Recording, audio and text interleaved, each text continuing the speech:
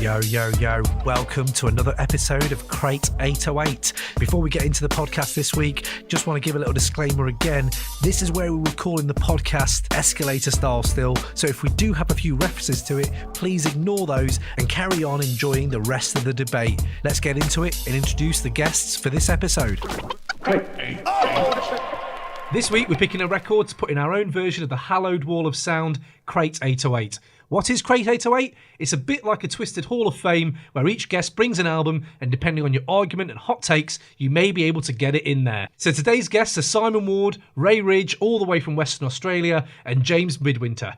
Ray will be bringing DMX's debut album from 1998, It's Dark and Hell is Hot. Simon is pitching for Raekwon's first solo project from 1995, only built for Cuban Linx. And James has got Tupac's 1996 album, All Eyez on Me. So it's going to be a big one, so strap in. Lads, how are we doing? Simon, how you doing? All good, thank you. Yeah? You recovered from the last one with Onyx? Just about. Just about. James, how are you doing, mate? Pretty good, thanks, mate. Yeah, looking forward to my back's sorted out now after this morning's worrying back issues. But yeah, I'm good. James got so nervous about the Crate 808 podcast that he had a back spasm. It's better now, right? Yeah, it was better. It's just the anxiety of having to go up against It's Dark and Hell is Hot and only built for Cuban Linx.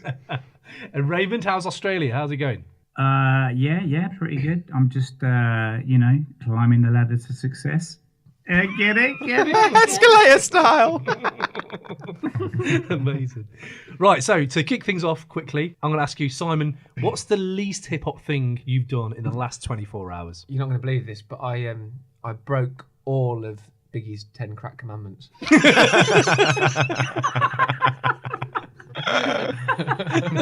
No, I'm only joking. I descaled my coffee machine. That's good. Descaling the coffee machine is good. James, what about you? As well as at the moment, I'm talking to a skincare company about doing some product photography, and I hurt my back this morning. Both. Although, to be fair, we were talking about it. Noriega has got a bad back. You smash him, he'll smash back. He's got an elevator in the crib because he's got a bad back. So that's me too. That's true. Ray, what about you? I'd say the least hip hop thing. I got excited over Fleetwood Mac. They're coming to Perth, so I can imagine some hip hop stars at Fleetwood Mac. Has anyone ever sampled Fleetwood Mac? Oh, no. They must have done. They must have done. I don't think they have. Top Gear? It's not hip hop though, is it? I don't know. Jeremy Clarkson. Yeah, Jeremy Clarkson is the least hip hop thing ever, isn't he? So, shall I tell you mine? So at the moment, I'm rewatching The American Office, and Me too. Are you really? What series are you on? I'm on series 2, and I'm begging just for Jim and Pam to get together now. So it's like I'm just waiting, really like patiently, but I'm really eager for it to happen. But I was thinking if I was really hip hop and watching this, he should just fuck it off. Don't worry about it. Just get with her. Like, she's married. Don't matter. I'm on season 5 at the moment. I'm starting to kind of hate their relationship a little bit. The fact that he's sacked off Rashida Jones for her. And Amy Adams. Just get with Amy Adams. Just stay with Amy Adams. She's great. But yeah, no, so I was thinking it's a real PM Dawn way of getting with a girl is just to wait it out. Just going to wait this out until she gets sick of her boyfriend and I'm going to get with her. Anyway, that's the least hip-hop thing. DMX wouldn't do that. Okay, especially if she's older than 15. Oh, what? Don't. Maybe girl at like 11 with curls. Oh my God. Oh no, that's not good, is it? We're going to crack on, but as we're doing our first Wu-Tang album on Crate 808, I thought I'd take it upon myself to give you all a little bit of a nickname from the Wu-Tang name generator that Childish Gambino famously got his name from. Is that where he got it from? That's apparently where he got it from, yeah. And there's 2 versions. So I went on the Childish Gambino one, the really old one, and they've updated it. So they've got like a proper authentic one. So I've got 2 different names for you. So Sai, on the Childish Gambino old school Wu generator, your name is Insane Watcher. But better, on the authorised one, is Warlock Tiptoe. That's your known name. I could go with either. Warlock Tiptoe. So Warlock Tiptoe. James, you were Beloved Warrior, and now you're Brainiac Smiling. So that's your new name. I think I've got dementia. I've already forgotten both of them. You're Warlock Tiptoe. Am I? Can I choose to combine them two? Yeah, you can. Of course you can. So what was the first one? Insane again? Watcher and Warlock Tiptoe. Can I just be Insane Tiptoe? Insane Tiptoe. James, you want to be Beloved Warrior, Brainiac Smiling? What do you want out of those 2? That Brainiac Smiling's not great. Brainiac Warrior. No, that sounds that's awful. Warrior Smiling. Smiling warrior. Doesn't work. No, I'll be Brainiac Smiling. Just Reed doesn't want it, do you? No, You really it's don't not want going to give me a career where I'd make my own hip hop comedy series and brilliant albums. Yeah, is it? that's true. It's no Childish Gambino. It's no exactly. No. He really Although nailed it. I've never liked that name. I love that name. I think it's good. It's a great name. Sorry. Right, see you then, lads. I had the pupil, and then it became Educator Long. Don't really enjoy either of those. So I'll have the long pupil. Don't know what that That's means. worse. Somehow made it worse. Or just the long. The long. And Ray, yours was my favourite. Ray, yours came out as Yeah. 3 degrees. Yours were Amateur Wizard, which made me laugh, which then became Cat Loco. So Cat Loco's good. Cat Loco's a great name. Cat Loco. So there we go. So there are our little woo names for the day. Nice. Oh, keep them, lads. Can we keep it forever? It's Forever. not like As it's long not as- time limited. So as long as you want. Can I be this for life now then? Whatever you want, mate. Right.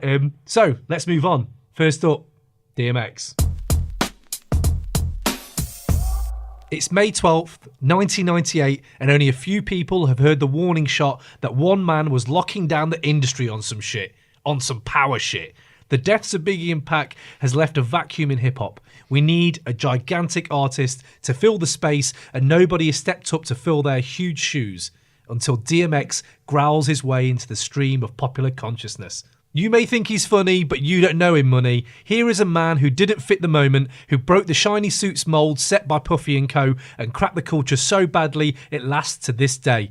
In a mere 8 months, a compelling icon was born. His road to stardom was a long one, from being in the Source's unsigned hype in 1991 to being rejected by Puffy to eventually being signed to Def Jam and dropping this. The dog found his way home eventually. So, Ray, why should it be in Crate 808? DMX, he's a master of the dark rhymes over dark beats, and his voice paired with like the dark beats, he's Blade with a microphone basically. He's like the hip hop version of an 80s horror movie.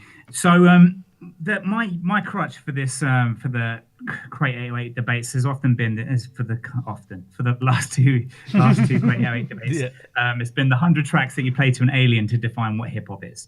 And He's bringing it out early doors. He's really trying to sell it. We got to live with that. That's Ray's Rough Riders anthem, isn't it? There's an alien who's come here. I've got to give him 100 of the best hip hop tracks ever. So go on, Ray. Rough Riders anthem. It's on that. It's in the top 10 of that, isn't it? Stop, drop, definitely. Shut them down, open up shot. It's so influential. Cam, you actually did that. You did open up a shop. Oh, God, yeah, now. I defy you to say that it wasn't because of DMX. Yeah, in my previous life, I did. I stopped everything I was doing in media. I went up to Scunthorpe and opened up a shop. But then afterwards you went, oh, no. Stopped it. And came I back to should London. never have done that. So, yeah, Ray, you're right. Rough Riders Anthem is something I've tried to live up to in my own life. Very, very good point. Good take. Exactly. Big winner. So Rough Riders Anthem, it's a definitive hip hop mosh pit tune. There's not many that come close to that. There's would be Simon Says, Anti-Up, Slam. This is it. What else? I mean, there's not much else. You know, so I was going to obviously argue probably fucking Slam or Someone's just did say Slam. I argued it actually, mate. I think at that time, I get what you mean, Ray, about the anthemic. It was. So Rough Riders Anthem being the example here, but generally DMX had this thing where he would drop anthems to the point when we went to see... Can you remember the advert when he played at Stratford Rex? And it said in the bottom of it, more anthems in the Olympics. Yeah, that's exactly... Think about that for a second. He's got more anthem. Whoever wrote that tag on the flyer, fair play to you. That was good. But no, it's true. He did. Can I drop a point? Of course you can. Go. So I didn't research this, but I remember ages ago hearing that like apparently Swizz bought that beat to the rest of the Rough Riders, and they actually thought it was a joke. It was that simple. This is the start of like people not sampling. Like he wasn't sampling on this. He was just playing it with the keyboard, and they were like, "This is so basic." And he had the chorus and stuff like that ready to go. And they were like, it's just stupid. Yeah. Like it was so different to everything else that even the Rough Riders were like, this sounds too basic. Yeah, Do you know what that DMX reminds didn't me of? like And it. this is really off topic, but Go on. it reminds me of when they brought the Jaws tune Yeah, that's exactly like it is. It When, was yeah. like, okay, where's the rest of it then? Yeah, Like, yeah, no, what- this is the Jaws theme. Oh, mate, that's a perfect metaphor for it. Yeah, no, that's true. That's a really good take. I was going to say the Jaws tune. the Jaws theme. Is it John Williams? Hey, you know what we should do? What? Those guys release a hip hop track with the Jaws tune underneath. Dun dun. We've got the Dun, rapper. We've got the rapper. We just need a licensing. Dear John Williams, thing. can we use your song, the Jaws tune? So Me, insane tiptoe. Brainiac Smiler, Brainiac Smiler and the pupil. That's long pupil. So long pupil. So Ray, no, just to go back to your point, the whole idea with Rough Riders anthem being exactly that. He would bring out these anthems, and I would think the thing for this that hits home more and a subjective thing is they made our nights special. It wasn't just you listening to the album. Now it's you going out, going clubbing.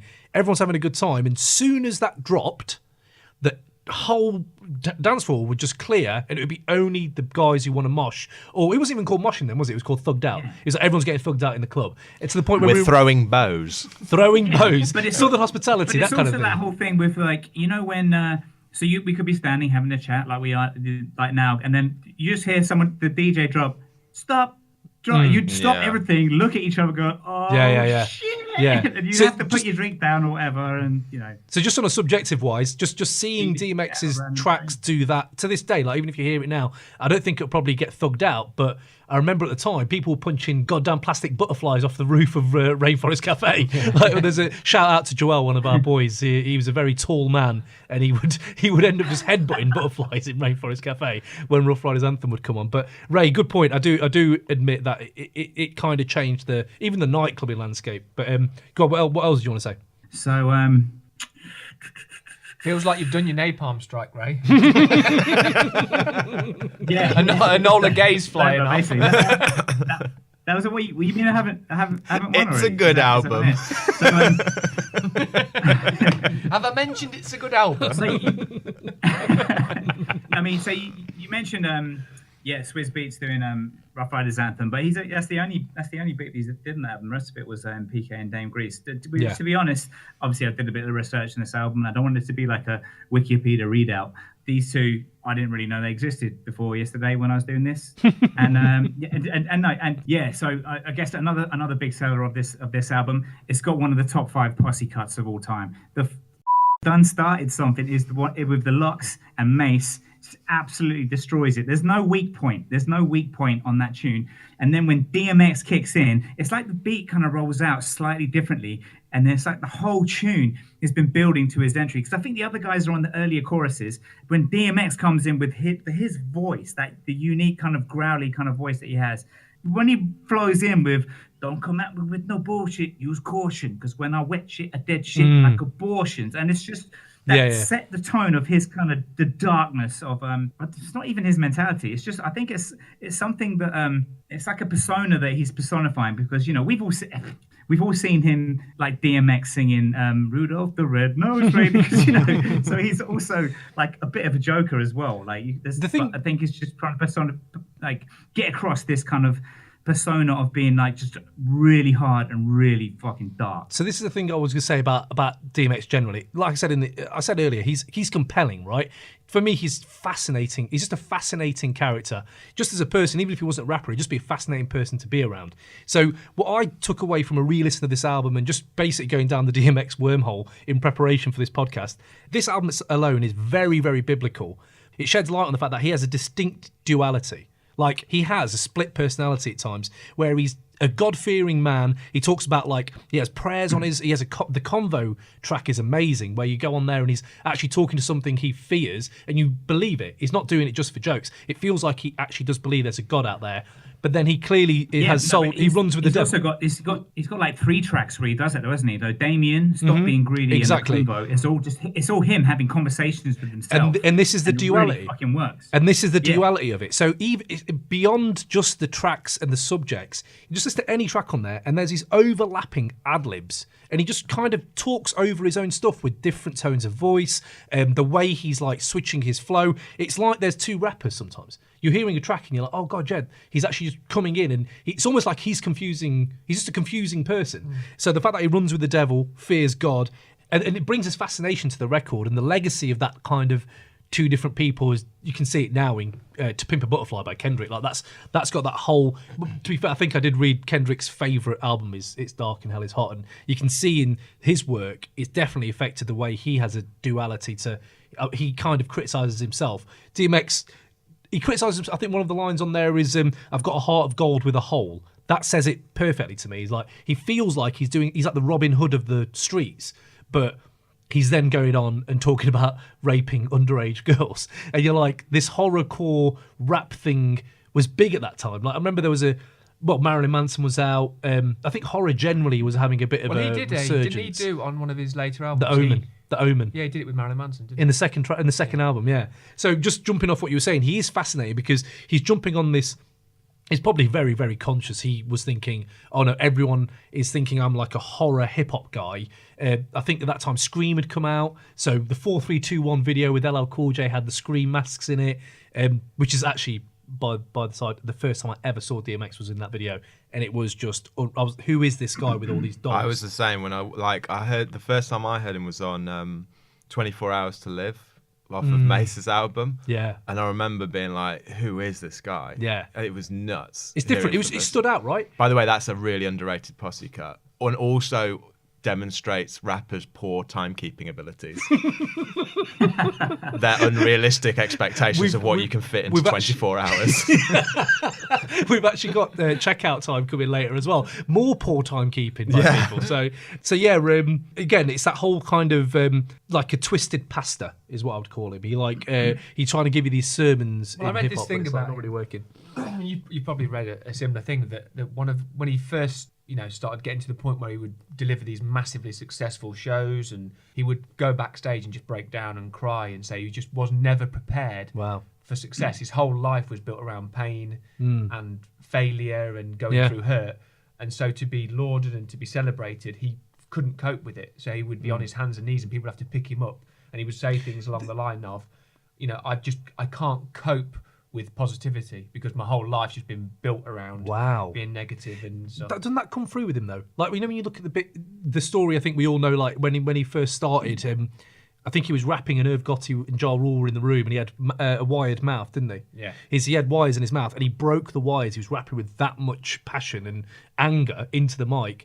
You realise he got beaten up, hadn't he? Yonkers possibly, got stomped on. I didn't know that. Wired his jaw. Are you thinking of Kanye West at the moment? Wire, that's it. Sorry, we meant Kanye West. He was wired up because he got his jaw stomped on. He got jumped. He was rhyming with such fervour that he was pulling up the wires on his. Yeah, the wires were coming out. Yeah, and Ja Rule. I think Ja Rule's thing was like, I like this guy. Yeah. I mean, I like this guy. Cam got pulled apart by bringing think pieces into his argument around Mobb Deep, but one of the things that I read about DMX was that if we take it to the ultimate end point in discussing him was that question, what if he is God's weeping prophet? And everything that he's saying is just this kind of tortured reflection of humanity. It was totally ridiculous, but I thought it was quite an interesting. But it's you could go that way with it. He just like guns and murder, I think. I love the idea of this guy getting to create 808 because he is like, he's probably one of the most compelling people. I think it was, if you read the rap yearbook, Shea Serrano in that writes that he is the most compelling person in hip hop ever. So he's up there, definitely. I think he had. Yeah. There's a lot of he's got the. So the next thing I was going to go into is talk about how his choruses are kind of put together, and there's just kind of mixed those messages of from one tune, like as Eyez already said, that he talks about if your daughter's over 15, I'm gonna rape her. Then if we're going into that. We may as well let's just talk about what's dated the worst on this album. Me and you were talking about it yesterday, and we were saying some of DMX's most hardcore moments on that album. You're like, oh, this is a well put together song. I don't want to listen to it again. Yeah, it's like the film Nocturnal Animals. It's like, oh, that was a good film. Do you want to watch it again? No, not really. Not really. I don't want to watch a Reverse C-Play ever again. No. So it has this. I'm just thinking about, you're going to bring up the rape thing. It had to be brought up, really. I think we're all probably going to do the same and say it's probably. I don't think that's what's dated worst. I don't think that's dated badly because I think he knew at the time. I don't think it's not aged badly, but in terms of that at the time he thought it was an acceptable thing to say. Yeah. I think in terms of saying something like that, he knew full well the reaction he was going to get from people. It wasn't like I'm saying something that I think is is a current acceptable norm. This is that whole duality thing. This is saying that I'm speaking from that dark side of the human psyche. And then you talk about the dark side and the norm. This is one of the things I was thinking is like, again, it comes down to the fact that he's coming from a world that none of us ever have known.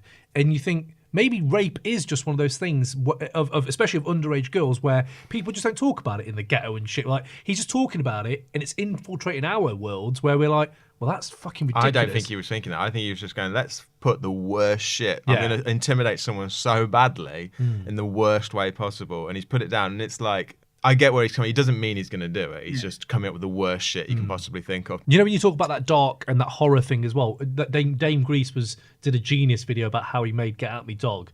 And just a little point on where you're talking about how it is a bit like the whole thing is dark. He said even the beat to Get Out Me Dog, he wanted to give it an unnatural feel, so it goes on the wrong beat. So if you hear it, it's not a natural head bob. It's like, oh, what? Why is the drum on that? And you don't realise it until... that's why I bob my head backwards to that tune. I've always wondered why.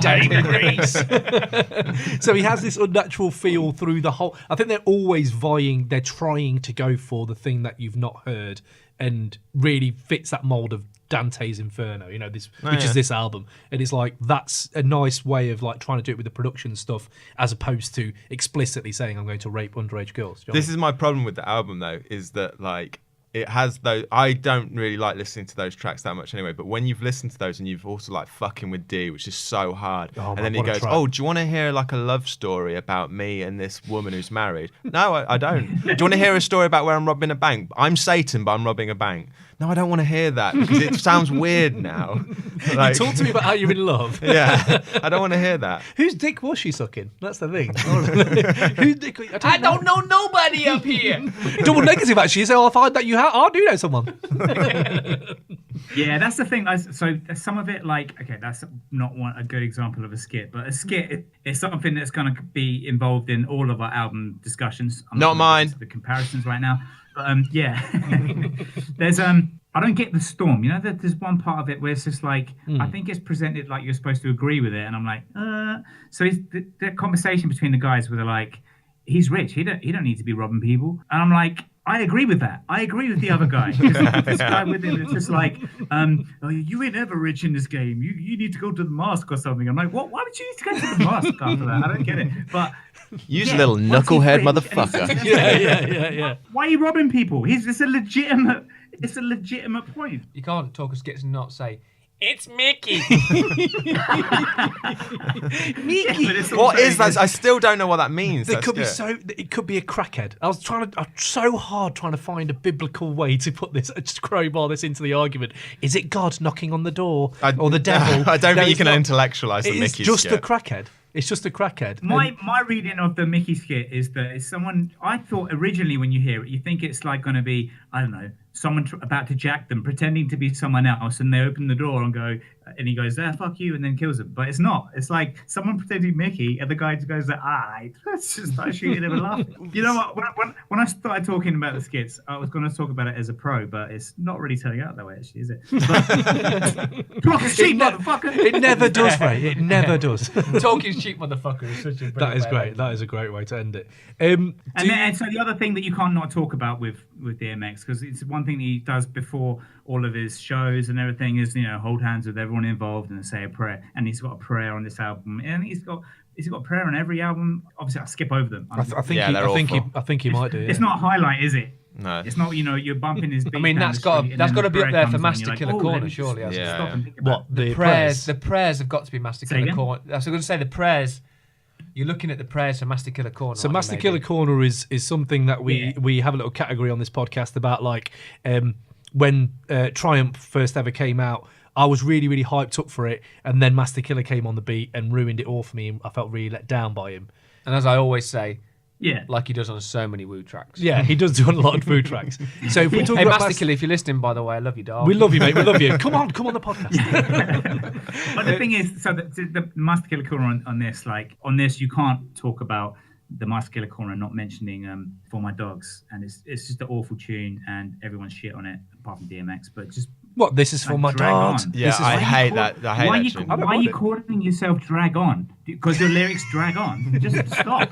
I got Drag On's first album. I Drag really On, enjoyed it. motherfucker. Cool. Yeah. We're gonna cut you from the tube and your name. The thing with the this is for my dogs. I do like it that they went, let's do the chorus, and it's just one line, but with an emphasis change, just a slight emphasis change. This is for my dogs. This is for my dogs. It's just- Yes. it is terrible. This is for my dogs. This is for my My dogs. dogs. So this is the thing I think with the Is this for your dogs? yeah, this is for my dogs. This is for my dogs. Okay. With X, the way the production really marries Oh, you know his him, do style. you? Oh, sorry. You just, like, you suddenly just called him X. Like, oh, right, sorry. Yeah, we're good Mr. mates. X to you. We're good. I've known him for so long. Don't you Yeah, feel like yeah. you've known him for a long time?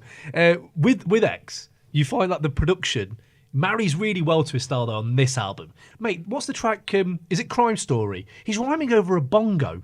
Right, it's the grimiest. Yeah. It's the. How You know can what? you make this sound so Crime grimy? Story is the one. Crime Story is the one that I was going to say is dated the best. I like it because it's the beat is so clean on it, and it's just a different version of DMX. It's not like over the top darkness, and it's not the the DMX that you get that wears on your eardrums. And it's a brilliant storytelling. Like a lot of this is storytelling. The whole album's like chapters of his life kind of thing. Go Yeah, I on. was going to say, you referred to him as X earlier. I know we talked before about not calling people out in disses.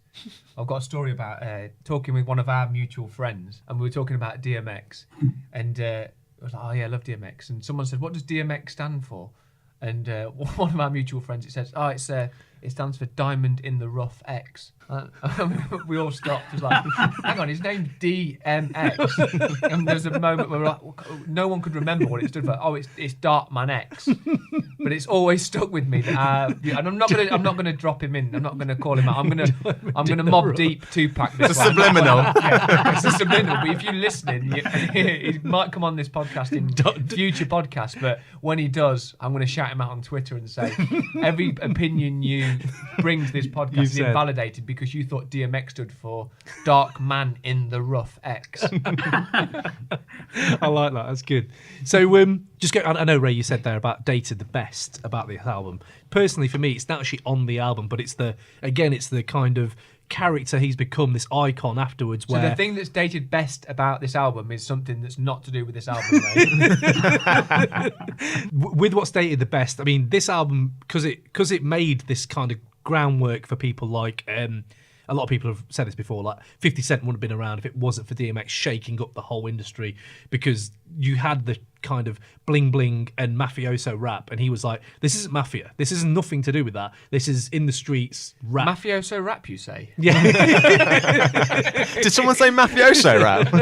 I believe we've got that coming up. Cuban Linx is coming. Cuban Linx is coming. So I think what's dated really well about this whole album is the fact that it's permeated pop culture. So you have the whole idea of like, me and James were talking about this the other day about This Is the End, the Seth Rogen film with Danny McBride, and that whole line where they're lying down and sleeping, and they're like, I'm going to go out on my own. No, you can't. You can't stop, drop, and open up shop on your own. And it's like, no, DMX was a lone wolf. This whole thing, this is like 20 years later. That still works. Can I give a question there? Do you think it's less about what he was doing and more about the more about the industry at the time? But I think what it is, I think it's a marriage. I think he'd been around since 91, right? So he'd been trying to get deals. Puffy's passed him up, all this shit. Irv Gotti has got to a point where it's like, look, Biggie's gone, Pac's gone, so Death Row, they're both like kind of fucked. Like they haven't got a state, their big star's gone. So Def Jam were like, oh, well, we need something to fill this space. Let's capitalise on it. And he's like, this guy's been around for so long. He has that look and he has that idea of Pac.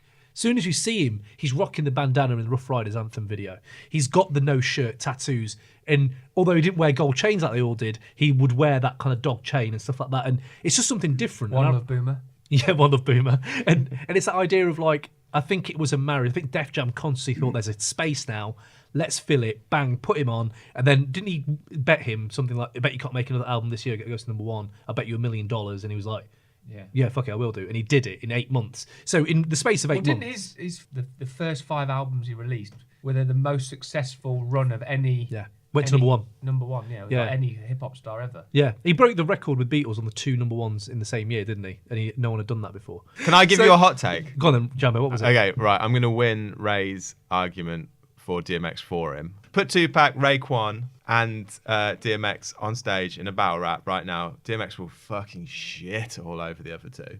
He's a battle rapper, though. He He came is. out of that. On stage battling would be his whole style, the enunciation of it, his like punchlines. He sounds hard. Just the voice, everything. Yeah. No, you're right. Better than them. You've heard about the Jay-Z beef he had in the 90s. Well, to this day. Apparently him and Jay-Z battled a few times. There's like one where they're on tour. I don't know what tour it was. And there's a video of them battling each other. It's not really a battle, but it's kind of like they're pre-written verses. But there's this myth of when they all met in Yonkers.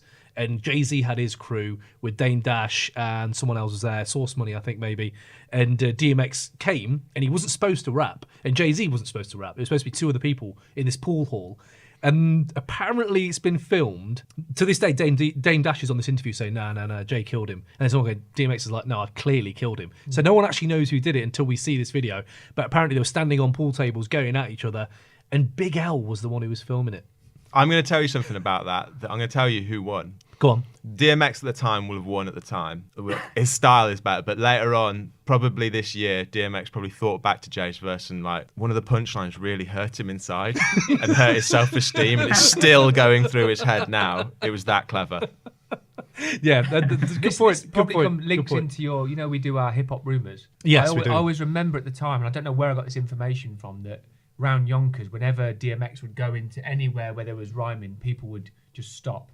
Really? They know the diamond in the rough expert had walked in. But he had a reputation for this, this yeah, guy he was a is, proper battle rapper. No one's going to go anywhere near him. Yeah, he was a proper battle rapper. So, right, so you've had dated the worst. You said before about what dated the worst. You thought maybe it was the prayer, but I think I was leaning more towards I Can Feel It, because he sampled In the Air Tonight by Phil Collins, which is obviously a timeless classic. I was going to say, don't ever. Somehow, when this tune kicks in, it's just like, it's not. It's just a bad take on a classic track, and the album could just do without it altogether. To be honest, I love it. I love this. I remember that's the least hip hop thing you've said in the last 24 hours. I just remember when it came out and like being like, oh, why do rappers love Phil Collins so much? But since then, rap's pushed boundaries to the point where now we just accept rappers in dresses. So a Phil Collins sample is pretty It's like, oh, that's pretty hard. It's a pretty banging hard track. It's the proper Venn diagram of my life, the Phil Collins track. Yeah. Like, I love Phil. Producer Cam's always considered himself as the Punjabi Phil Collins, haven't you? I'm the Punjabi Phil Collins. Got the same hairline. What?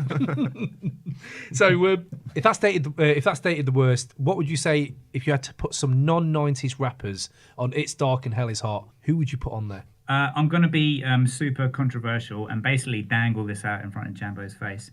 Self-titled would be on it, because he's pretty dark. He's got a little bit of a joker. I've never even heard of him, mate. I think he's part of the demigods. He's one of the demigods. Is he demigods? Oh, we got him! We got him! We got him, everyone. Bake him away, toys. We got him. So Ray Bingo on this podcast he loves demigods, and clearly we don't love them enough that no one knew who Self-Titled was then for a second. Who's Self-Titled? It must Slept be demigods. On. Yeah, Slept On. There's actually a rapper called Self-Titled. What's it spelled like? CELPH. Oh, mate, come on, have a word with yourself. You love it. He's sick. No, sick. I'm not sure about that. On the army. So I was going to say, I thought who would work really well on this, because it's very East Coast. I was thinking if you had someone like J-Rock, who's got that West Coast flavour, but he is still about the Robin and all that, I think his voice would have worked well on It's Dark. But if not him, there is another non-90s rapper out there called Benny the Butcher. I'm not sure if anyone's heard of him, but I'm really into Benny the Butcher at the moment. So he pretty much is my non-90s rapper for every one of these albums. So Benny the Butcher. Can you put a Benny the Butcher album cover on your Instagram feed for me, please? I will do that. Cheers. I will do that, yes. So Benny the Butcher for me, or if not, J-Rock would be a great feature on this album. So Ray, you've got Dated the Worst. We had that. What song would you play to your mum off of this album? So I did think about this quite a lot, and honestly, it's just going to be Rough Riders anthem because she fucking loves it. So Does she really? Your mum loves Rough Riders anthem. no, I don't know. It's not the only thing his mum loves. What? Get at me, dog. And she's older than 15. 115, am I right? Well, okay. Rough Riders anthem is a weird one. Mrs. Rich, I don't know why. like Master Killer, I have to just say, please don't take any offence. It's nothing but love. I had down for this one, angry teenage Cam would have said, "Let me fly," because I'd really didn't want to be anywhere around like my parents. I'd be like, "Let me fly, goddammit." That would probably Or be give you one. death. or give me death. So it's either that one, or nowadays, my mum being very religious, I would probably tell her, listen to the prayer, because that'll sort you out. So no, I mean the motivation for it really is that every time I said that I was going to clean my room when I was growing up, my mum would always say to me, "Talk is cheap, motherfucker." Your mum sounds amazing. So just two more bits on this album I have to bring up, right? So we talked about Dated the Best earlier, right? And I was saying like how it's actually the permeation of like popular culture that's dated really well with DMX. And I kind of stumbled into this like, oh, where was DMX like kind of featured? So Bernie Sanders had him as walk-on music on his campaign trail, which is really weird. Which song? I don't know, but I just heard it's like he used DMX, so I need to know what song it is. I don't know what song it is. If you're listening, can you please do me a favour? I would love someone to suggest, or throw us a YouTube link or something. That'd be great. So Bernie Sanders apparently had him, and then I was like, we talked about Shay Serrano earlier, the guy at Ringer. Big up Shay Serrano, massive hip hop head, works at the Ringer, did the Rap Yearbook, which is an incredible piece of work for hip hop. So he's got this kind of big infatuation with DMX. He started doing these things for Grantland quite a few years ago, but isn't it amazing now how DMX has morphed from this rapper from the 90s who's really hard to now DMX doing normal things on YouTube? So you see DMX going to McDonald's, you see him going to the fairground, you see him using Google for the first time. All of these are great videos to watch. But I had to just get an extract from one of these articles he did, and it's imagining DMX doing normal things. And one of them that really got me was this one. Imagine DMX on Valentine's Day, right? Happy Valentine's Day, girl, here. And then he hands her a box and she opens it and it's full of blood and glass and snakes. She's like, "Oh, thank you, Earl." And then she hugs him and she smiles because as she holds him next to her, she feels a couple of tears drop onto her shoulder. But then, oh no, guess what? Those weren't his tears that she was feeling. That's her own blood. Because when she went in for the hug, he stabbed her in the chest like 6 times because that's how DMX hugs. Plot twist. And this kind of weird myth of DMX is getting built up of like, oh yeah, maybe he is just that really weird. I don't know. So, Ray, I'm enjoying the argument. I feel that there may be a bit of a retort coming from the boys. James, do you have anything against this album that you think it shouldn't get into Create 808? Yeah, it's probably only got 5 tracks that I'd listen to again. Can you list those tracks? You can't tell me what I will and won't listen to. All right, I'll list the tracks. Okay. I'll list the intro that goes on, except it's got a very long intro bit to it. It's an intro within an intro, but I'd still put that on there. Rough Riders Anthem that goes on. Fucking with D. Oh, what a track. Then we're going to Get At Me, Dog. And then the last one is Stop Being Greedy. And the rest of it, I would not bother listening to again. ATF, though. Yeah. ATF's a great... I really do enjoy the lyrics to Let Me Fly, though. Can I just bring my favourite lyrics? Yes, please do. Please do. One of my favourite lyrics on Let Me Fly is on verse 3. And it's really, again, you forget how deep he can actually quite get with the shit he brings out. So he goes, think back 26 years, be like, what if birth was a miscarriage and I never existed? Kind of deep. Like, okay, so what if you were never here? Have I ever given something that is taken away you would never have missed it? Again, kind of deep. Didn't know yet I persisted. It was the call of the wild. I merely say what's in my heart and you call it a style. Don't put it in a cage. Don't mistreat it. You say your hunger for knowledge. Here it is. Eat it. That whole aspect of this is my life right now and you can here it is. Just take it as it is, or just see me like growling all through it. There's layers to his shit. You can basically go to like... It's harder to find with DMX though, isn't it? You have to dig for it a little thing. But you're saying that, mate. You got Ghost and Ray coming up and talk about hard to find. Yes.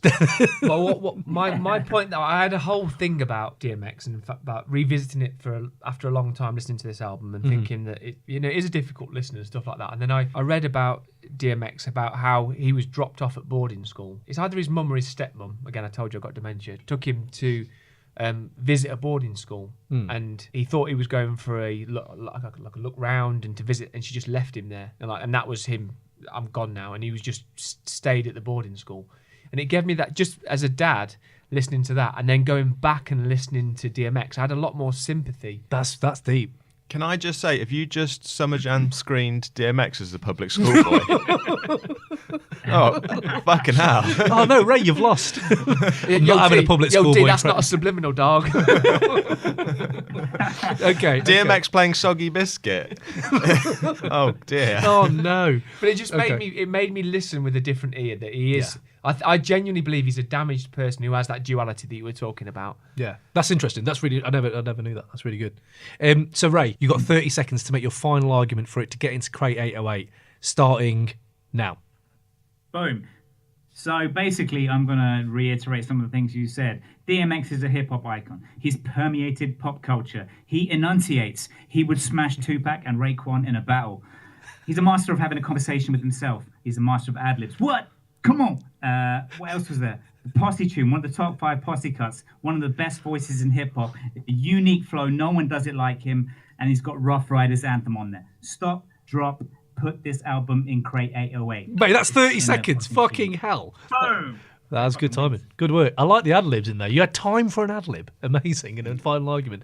Okay, so there it is. It's dark and hell is hot. Let's see the next one. We're going back to Only Built for Cuban Linx. What?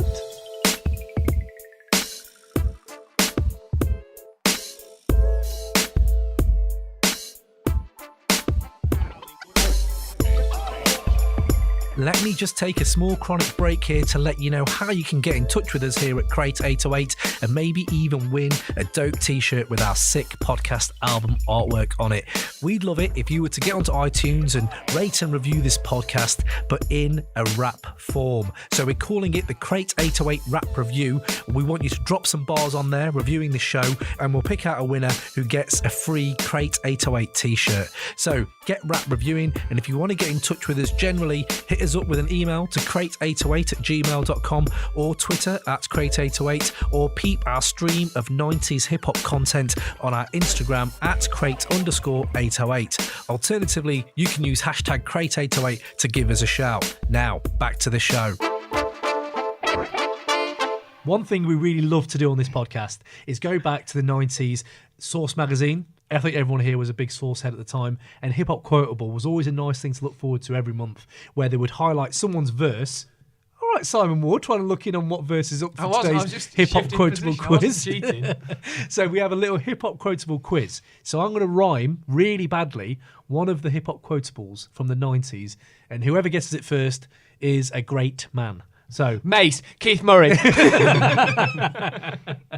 So I'm going to start this off. So stop, interject whenever you get this. And if you can name the song, the artist, and the album, you know what? Even the year, if you get the album, you're a top man. What do we get if just respect in the streets, dog. That's what if I get this right, or anyone can we have our picture on the Instagram feed? Of course you can. You're already going to have your picture. Yeah, but I want my picture, like... Just your picture. I don't know, just a picture of me going like, hi. Yeah. With the album you've got saying... I'm the best. I'm the best. Yeah, of course you can. All day, mate. I'll definitely... That's the prize. God, I've got to get this. Right, okay. Sorry again if I murder this. I woke up early on my born day. I'm 20. It's a blessing. The essence of adolescence. Leave my body Got it. fresh and... Go. It's Nas. Oh! What's that? It's AZ. AZ, what you got? I got Nas. You got Nas? Nas. It's Nas. I'm thinking about what It's I'm going Nas. to do in my Instagram picture, and I've lost it.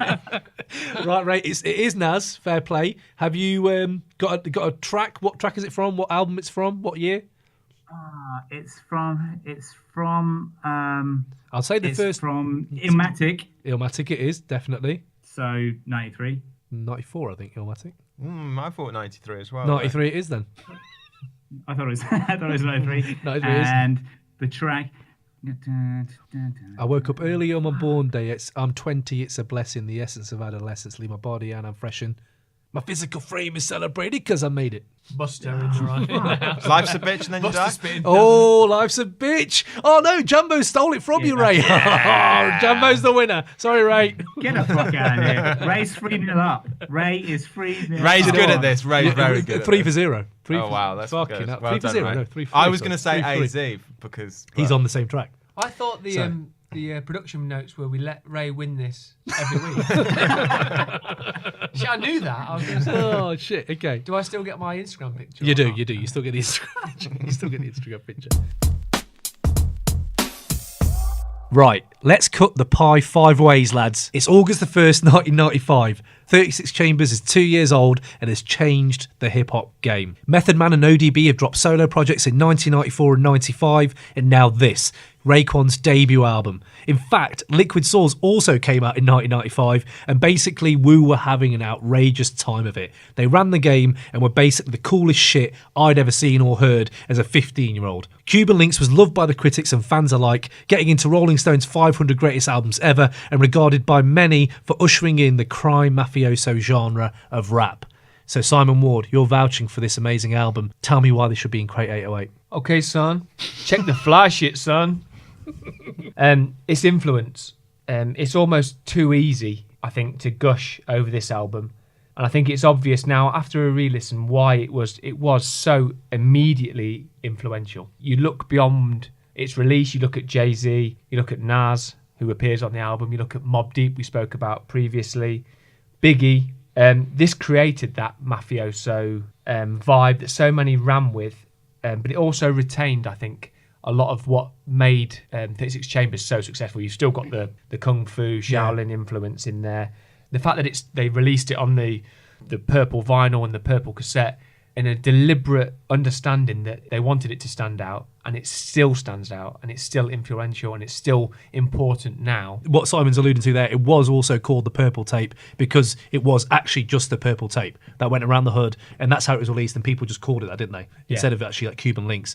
So I think the RZA production, for me, when I went back to re-listen to this, is fascinating. In terms of discussions we've had before about different artists, I think the RZA is the first time that you can kind of use that word that he was a genius. And not just in terms of his production, but what he did in terms of bringing the Wu together and his continual influence over the hip-hop game. I think the RZA's influence through this album and what he did in terms of his production. I mean, the production was going to be the point in terms of why I think this album. Can we just needs give to go to Can we just give everyone a context a bit about where RZA is at this moment? Because I did a little bit of digging on where Yeah. RZA was at this moment. Like, I'm sure you've read it as well, but it's clearly RZA's on this. I think you said it to me a while back, where he's on like this trajectory of he's hitting his apex. And I was reading about like where he was in his just normal life, and he was just on an absolute mission. He had an interview I read, and he said to make all these early albums took 3.5 years of my life. I didn't go outside. I didn't have any girl relations. I didn't even enjoy having girl relations. I just stayed in the basement.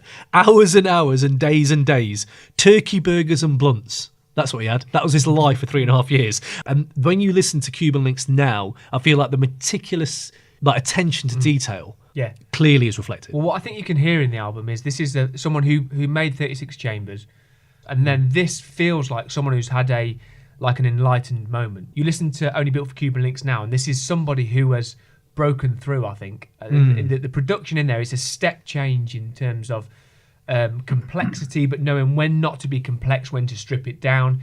Sometimes it has got that kind of broken and rewound and reconstructed sound of 36 Chambers, but also you've got that sort of that symphony, you've got strings coming in, you've got these larger sort of cinematic samples that are coming in there.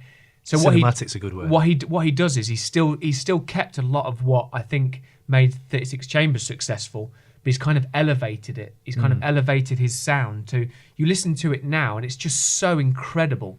You've heard these two MCs, and what you've done is you've created for them a canvas to kind of support the lyrical density of what they're trying to bring and the way they flow. It's like what you've done there is you've heard their talent, and what you've done is you've created a perfect platform for them to shine on. And I think that's the real genius in what he's done. Yeah. I think it's incredible. It sounds so beautiful today if you listen to it. It's like a music producer is. If you're a good music producer, you should be able to bring the best out of the artist you're producing for, which he clearly does in this.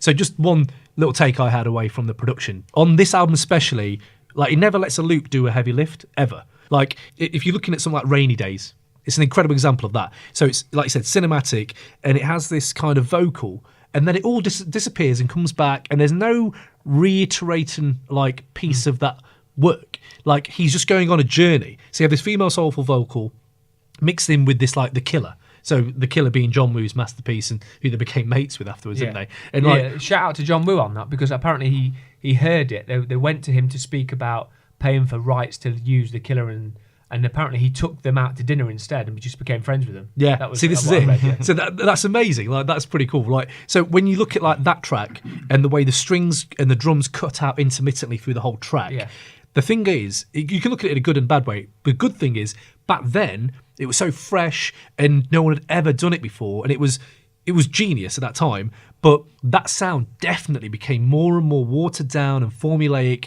through all the different hundreds of Wu projects to this day. So if you listen to the latest Wu albums, it's almost like it's a bad version of Rainy Days and Hell on Earth. And this is a producer. This is a producer who has an incredible understanding of music and musicality, definitely, but also an understanding of who he's working with.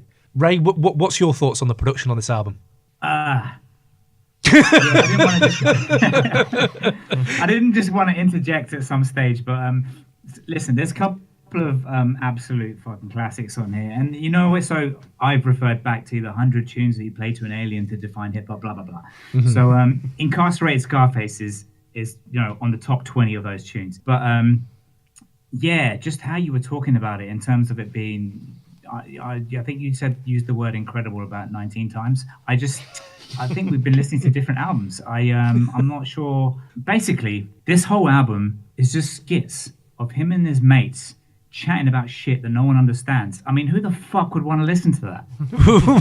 What? So you're talking about the slang itself as indecipherable to you? Is that what you're saying? I'm just making, basically, he's a pioneer. He's the Black Joe Rogan. It's basically a podcast. He's well ahead of his time. It's all it is. It's just him chatting constantly about shit that no one understands. See, it's indecipherable. Yeah, maybe it is, like, I don't know what you're talking about, the Wu language, but like, just so much of this album is just him being like, oh yeah, God, me, just life is tough, God, and like, I don't feel he's saying anything interesting enough for me to bother trying to work it out. So what you say there, right? I do understand that. It was one of my arguments as well, that it could be deemed as indecipherable and people aren't moved to want to go to check out what it means.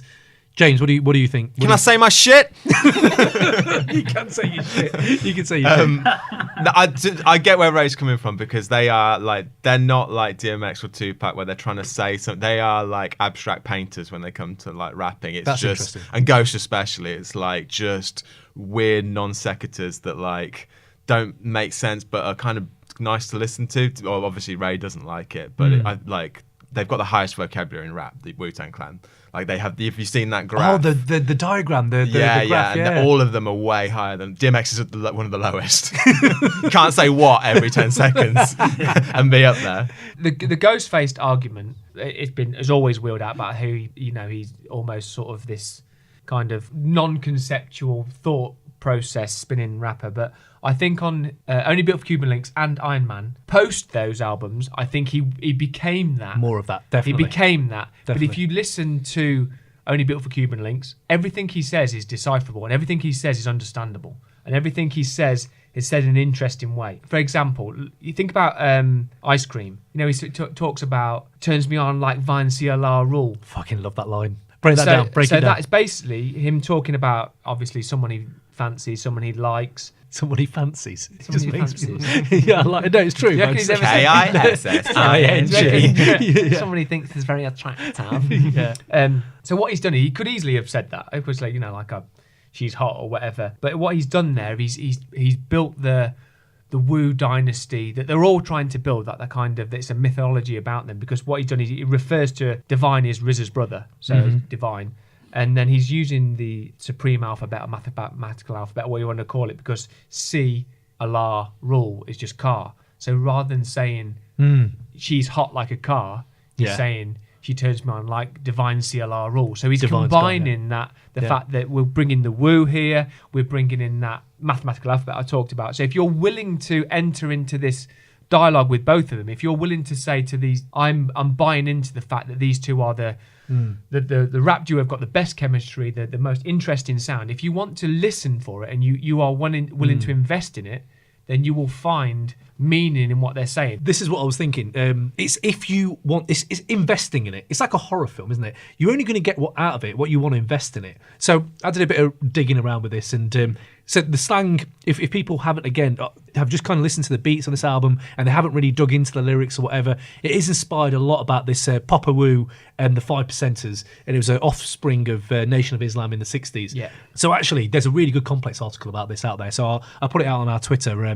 Basically, what it is it's even the words like peace and word and God and son. This became normal language. Like, I still send texts like, what up, son? Like that all the time.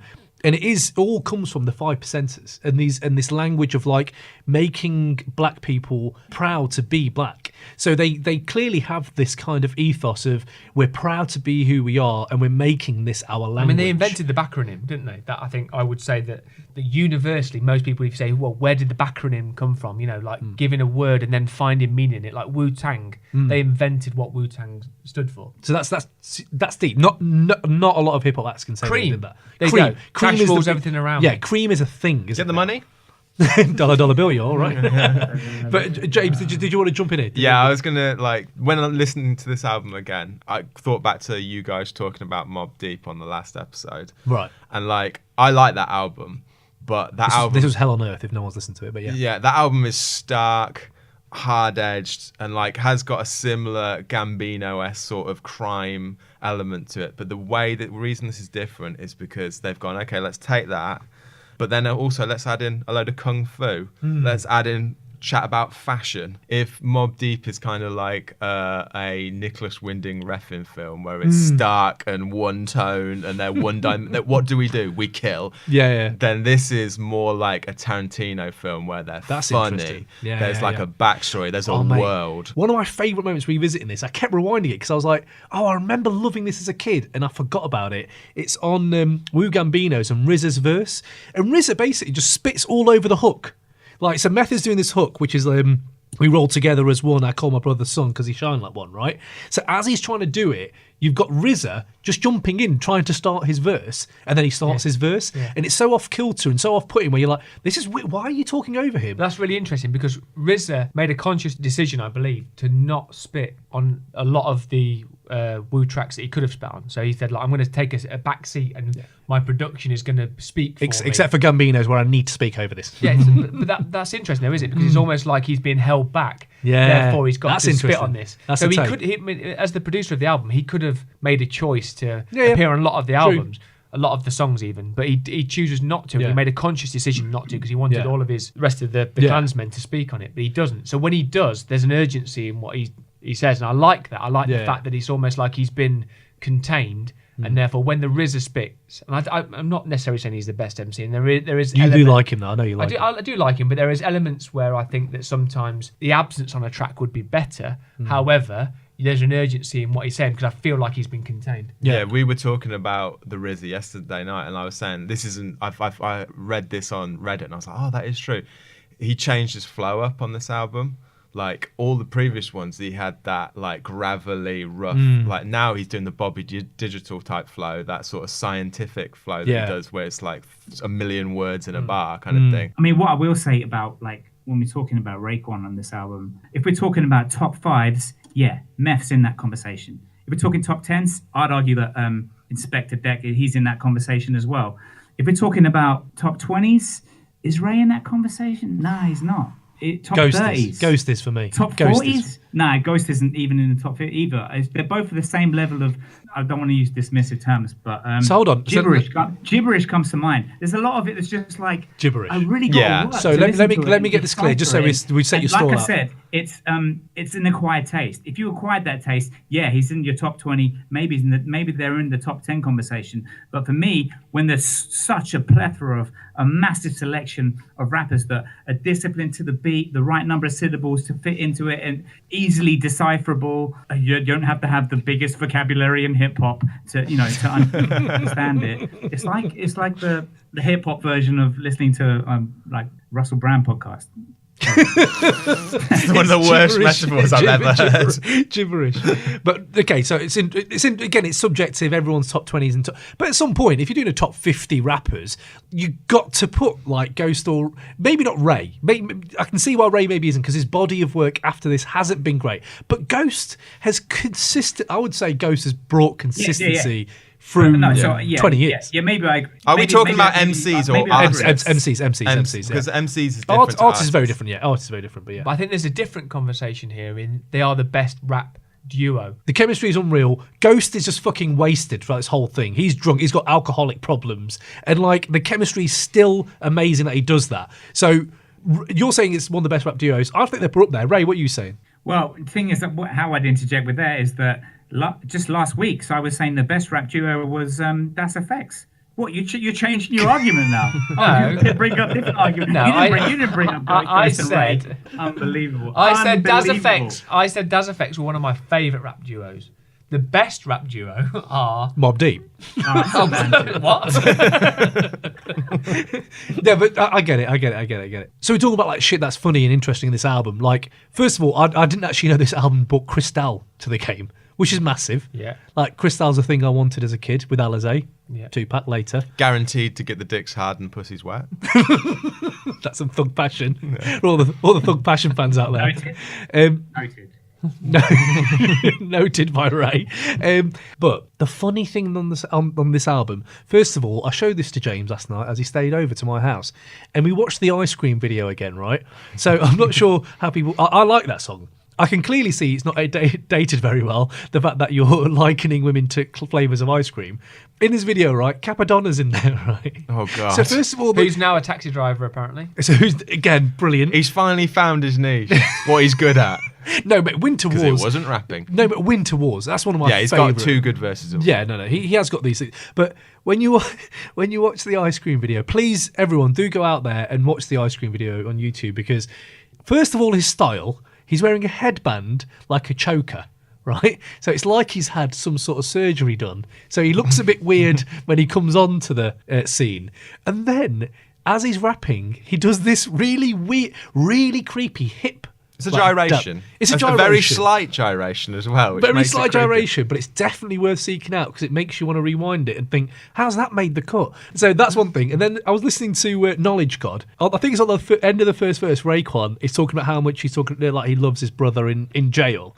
And there's a line in there where he says, by the way, I seen your bitch. She was up in this cat's room, skied up, weed the fuck up to top it off, look beat up, with 2 crackheads fiending, hugging your seed up, right?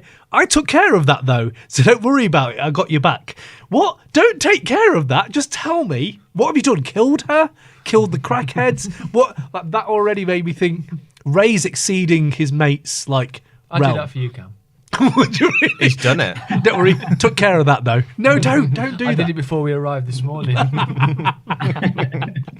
So that did make me laugh on there. And the I think the immortal lyric on this for me is, again, it's going to Capadonna. Oh, God, this lyric is one of the best. Again, off of Ice Cream as well, I think. It's an incredible lyric. I love you like my dick size.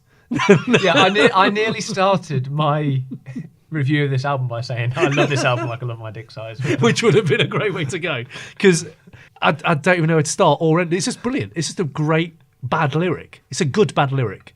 So yeah, they're my You favourite. mean it's a good lyric? It's a good lyric. Like, yo, you 14-karat gold slum computer wizard. tapping inside my rap vein causes blizzards. Who's that? Is that Kappa again? It's Ghost. Is that Ghost? Oh man, Ghost.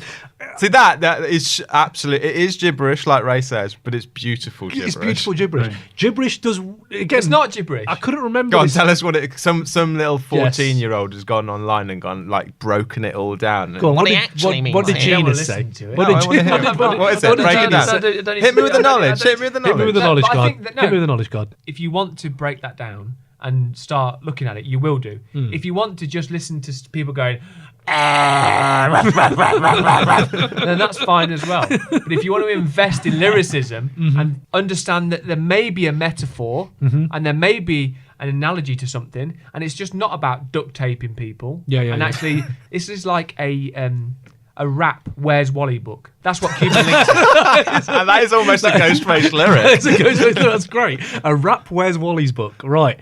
Jumbo, do you have anything to say? Yeah, I was going to just comment on that in that, like, this is probably the first and last time these two people are going to be brought up, but Robbie Williams once I've read something about him explaining to Jason Orange why he liked hip hop. Jason Orange was like, "Why do you listen to rap?" And he said, "Well, I listen to rap to feel hard in the same way that you listen to Pink Floyd to feel intelligent." That's kind of like Ray listens to DMX to feel hard, and that is listens interesting. to like feel intelligent. That's a really good point, Jumbo. I just want to just jump back on my favourite bits of this album before you make more of your argument, Simon. But I really enjoyed Naz's verse again on Verbal Intercourse, which is great.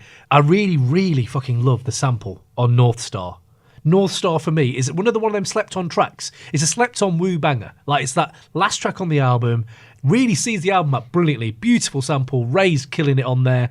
Someone like Rock Marciano or Carr over that beat has aged so well. Like, Rock Marciano would lift that whole thing now and use it on his latest projects if he needed to, because it's just timeless, that whole sample, right? So they had so many of these woo bangers, and I just thought I want to pitch it out to you boys about what your favourite slept-on album track woo bangers are. Ray, go on, I want you to hit me up, because I know you've been hating on this, but you must have some slept-on woo bangers you like.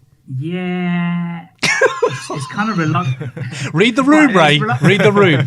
Like I recently got back into Liquid Swords, and to be honest, I really got time for basic instructions before leaving Earth. I like, because you know, and it's weird. It's a weird carry on from cash rules everything around me. Get the money. Yeah, it's like it this is, unnecessary use of like acronyms. Like, yeah, let's throw an acronym there. It doesn't. Like, Cream's got nothing to do with cash ruling everything around you, but cash does rule everything around you, so it's cool. But Cream, and you're like, it's got nothing to do with Cream. I wonder if they all sit around and think about these acronyms, like, spot that, table, TAB, what could that be? Like, as inspiration for It's true. For their tracks, but I don't know. I think that was Ray could be. I know that's been really annoyed, yo. Really annoyed, yo. But some of my other slept ones, by the way, I might be impeding on some of yours, because I know Simon loves these tracks. Click Click. I love that song. It could be my top 3 woo tracks of all time. I love Click Click. I was listening to Iron Man the other day, right? And the Box in the Hand and Fish are like two just tracks that go back to back on that album. Yeah. Meth on there. And I forgot, one, how soulful and funky that album is, but two, those two tracks going back to back, I'm going to have to make like a Spotify playlist of these. Just the hidden woo bangers. And we'll put it out there and you guys can listen to it. Name a track that Method Man has not improved. It's a very niche subject. I think by stating that, you just shout all over your own album. Yeah. Could be a good point. Next, let's move on to All Eyes on Me. James, have you got any slept-on woo bangers? So I've got a good one. Go on. So on Spot Rushers on this album, on the intro to it, there's a beat playing.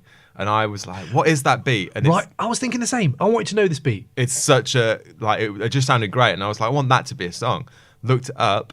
If you go on YouTube and type in St. Eyez, STIDES, commercial Wu-Tang in, basically St. Eyez is a 40-ounce alcoholic drink. Malts. Yeah, in the US. Yeah. And they made a promotional tape where they got some of the best artists from the 90s. That's incredible. And they got them in 1994 to give them a song with using St. Eyez in the lyrics and stuff. And the Wu-Tang do a song. And it's a great Wu-Tang song. It's just in the background though, isn't it, in that track? Yeah, and they play it in the background of that. And I looked it up, and you can go and listen to it on YouTube. But also on that same tape is vintage era Snoop Dogg. Vintage era Ice Cube, and they're actually really good songs. From '94. Yeah, there's a Warren G track on there that sounds like it could be off Regulate. It's outrageous. It's a great little listen. So yeah, basically Wu, Snoop, Cube, Warren G from '94. MC8's on there. I'm in. Yeah, it's I'm great. all in. Well Brilliant. worth a listen. Go back to your argument for why it should be in Crate 808. Let's get back down to it. Let's just go for the summary. Do you want me to hit you with a 30-second summary? No, not yet. Blackout on 30 seconds. No. I want to know if you had to get any non-90s rappers on it. I think the argument may be Ghostface is often compared to Mr. Action Bronson. Yeah. So didn't like that, but yeah.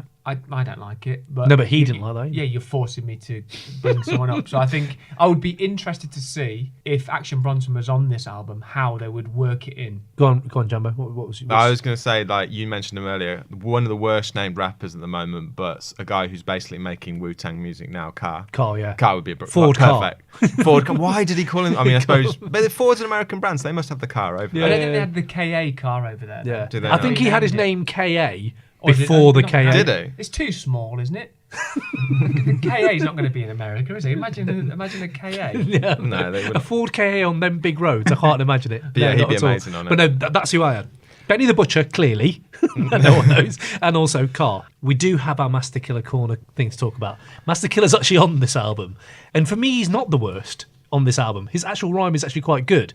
But Simon, what was your Master Killer Corner moment on this album? I mean, Master Killer has his own verse on Glaciers or Glaciers of Ice. Yeah. Great track. What a track.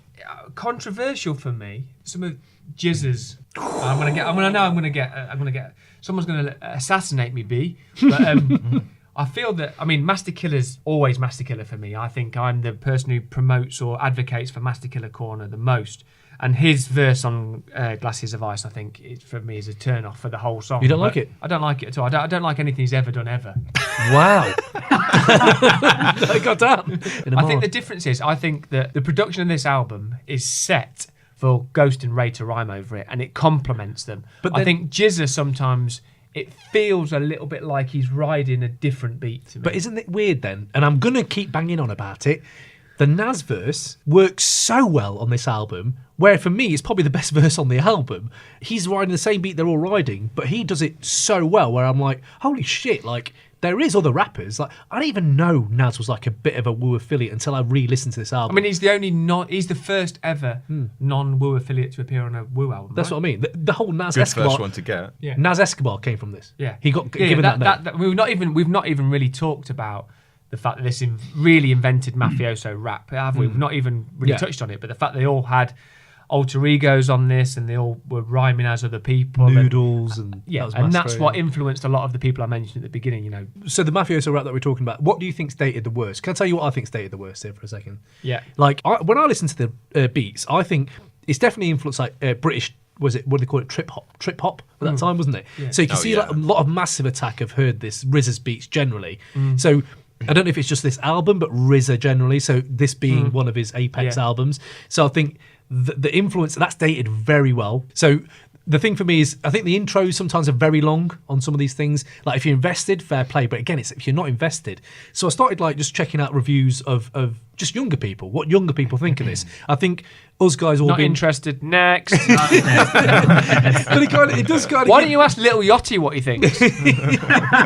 But the legacy and influence of something, again, I always bang on about the influence know. of something. I find that as very I big understand, barometer. by the way, that my opinion means nothing because I'm an old man. So I get that. But I think there needs to be a bridging of generations. There needs to be a bridging of generations in hip hop generally. Yeah. And I would think like there clearly is with this album because again we've talked about Pusha T before, but he is a 90s head, and he said the Purple Tape pretty much influenced my Daytona album, which some people say is the best album of 2018. So when he says this is my Purple Tape, Some people say, fucking hell. I say.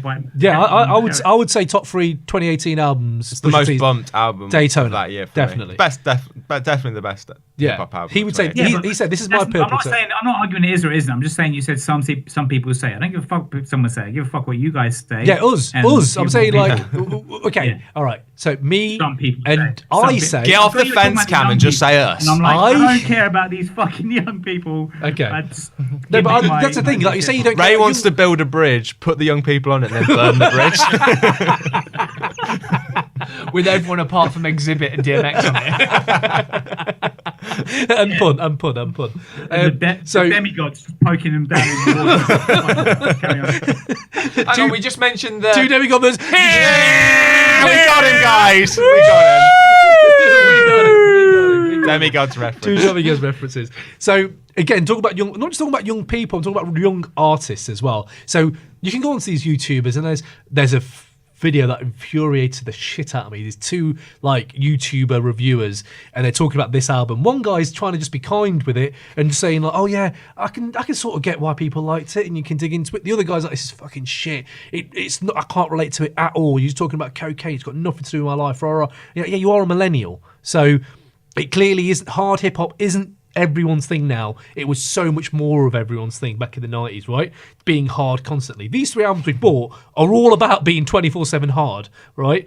Mine isn't. All Eyez on Me. All Eyez on Me is completely that. It isn't. Yeah, no, Checkout Time and Thug Passion, all that, it still emanates from... Heaven ain't hard to find. I would also argue that Cuban Linx is the whole point of Cuban Linx is this is me escaping that hard life. This is my last throw of the dice. Yeah, Heaven or Hell I want to get out of here. song. I want to get out of here. It's not. So they're describing where they've been. No, true. But the trajectory of the album. But I'm going back. Let's move out of here. But I'm going back to the emotionality. You can't be as emotional as fucking these new rappers are. And you might hate it or love it. I don't mind it. I think this is as emotional, but in a better sense, rather than crying all the time. Yeah, no, that's fair. That's fair. Again, this is an argument I'm bringing to you because I need to hear your retort. Please give me that. I need to hear your retort to it. So yeah, I will chuck not you album, this. I mean that video you were talking about. I want to watch it and get annoyed at.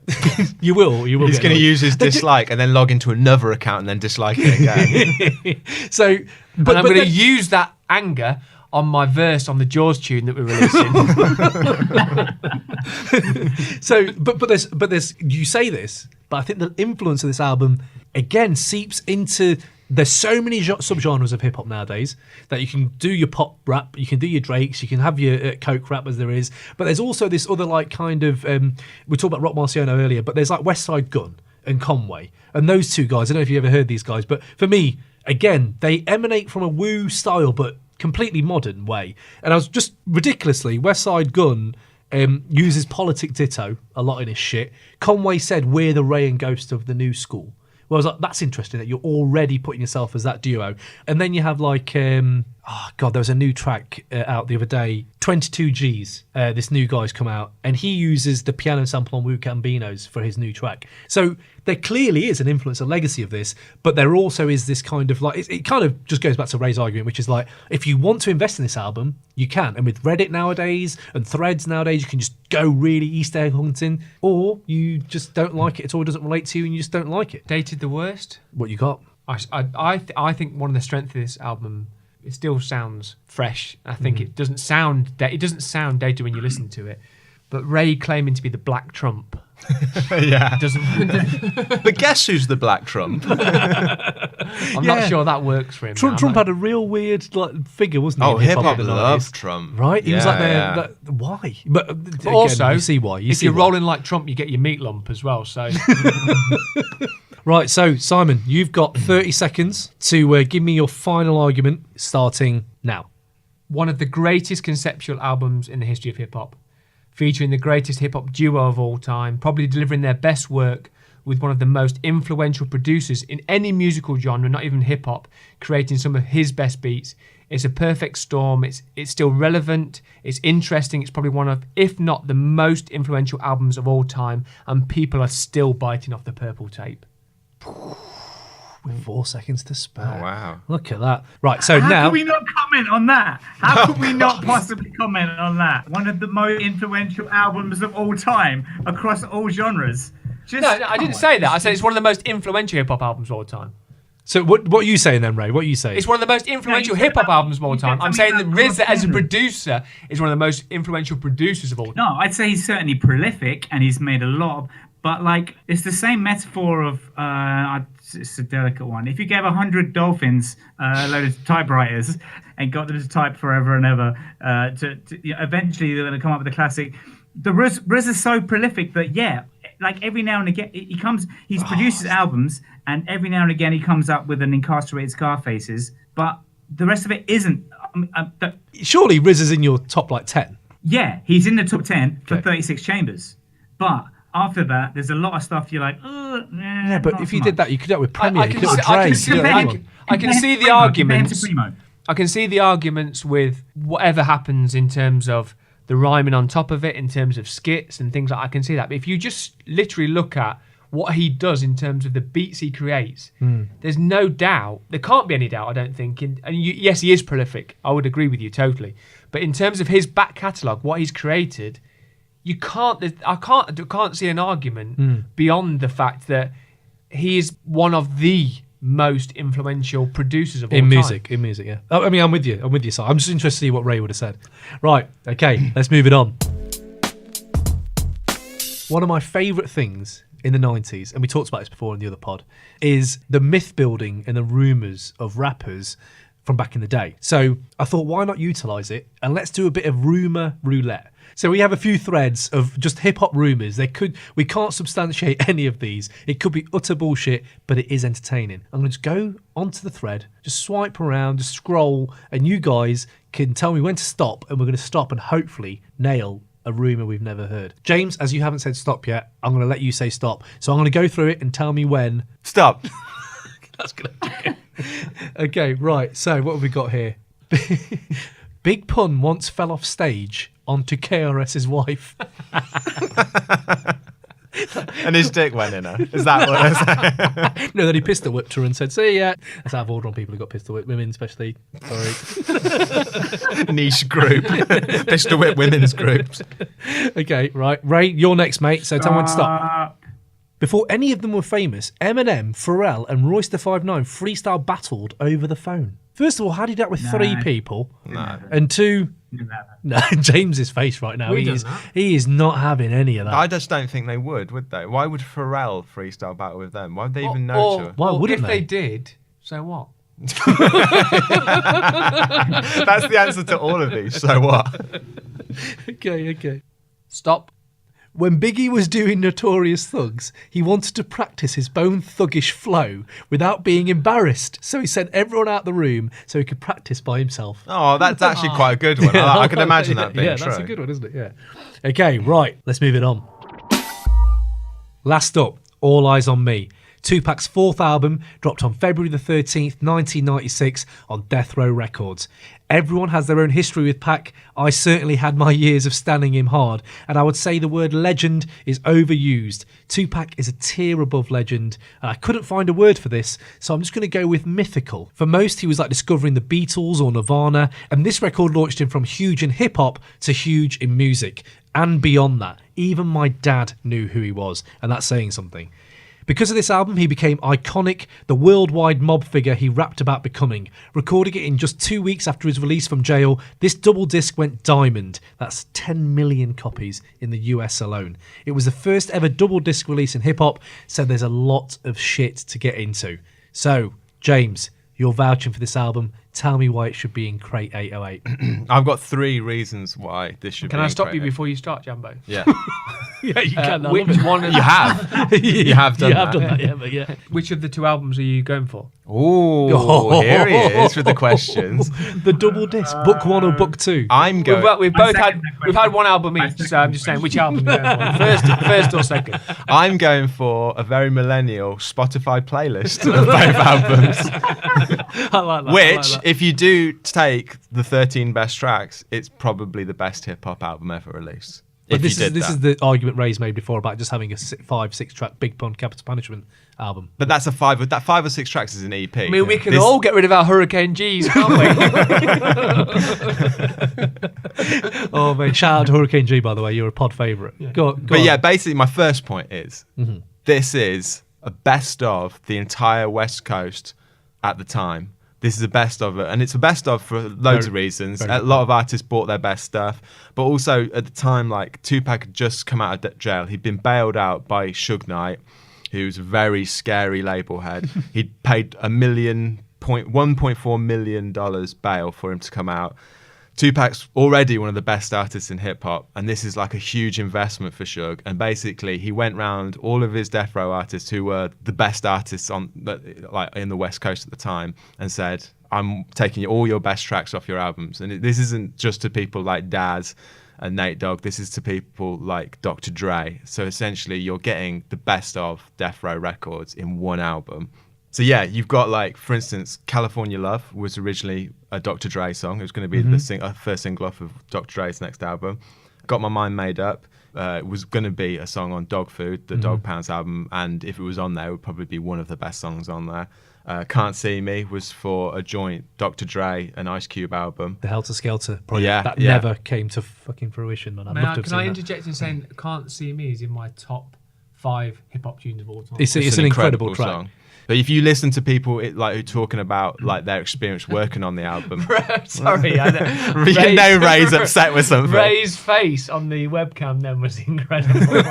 It's like someone CGI'd his face. Ray, I do want to bring you in a minute, but I'll do. This is point one. I'm almost finished with point one. But basically, can I just, go on. Yeah, What I'm going to say, Jambo. Jambo's points are really long, like the album. And some of it's great. Some of it's not so I just great. want to say this is a very good point. I had this down, but it is quite ruthless, though. You're saying these tracks are for other people's albums, right? It's like the spoilt kid comes home and Suge's like, no, none of you can have this. So I listed a few of these things as well. So Got On My Made Up was on Dog Food, right?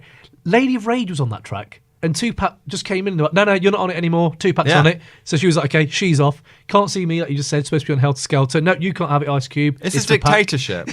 This is a dictatorship. This isn't a democracy. We're not getting Brexit here. Yeah. We're getting the trains running on time. And Suge Knight is the rap Hitler. But this is it. This is how ruthless he was. How do you want it? The Casey and JoJo hook. That's Danny Boy. Danny Boy's there doing the hook. He thinks he's finished. Gone home. Gone to bed. Got up. By the way, mate, you're not on that hook anymore. We've got Jodeci. What the fuck? It's very ruthless on his own stable. These own. But artists. like what you're saying is, I'd have preferred it if Danny Boy was on that. Not if everyone at would have been nice and Danny Boy could have won it. No No, one cares. no. It's the fucking best. Not at all. I'm Best just of the saying. best. I'm just highlighting how ruthless Pac out of jail and Sugar. Yeah, at this point, they're just like, fuck you. This is Pac's. Yeah. This was a dictatorship. And that's Completely. why it's great. I mean, imagine, like, for instance, you like Raucous Records, right? Love it.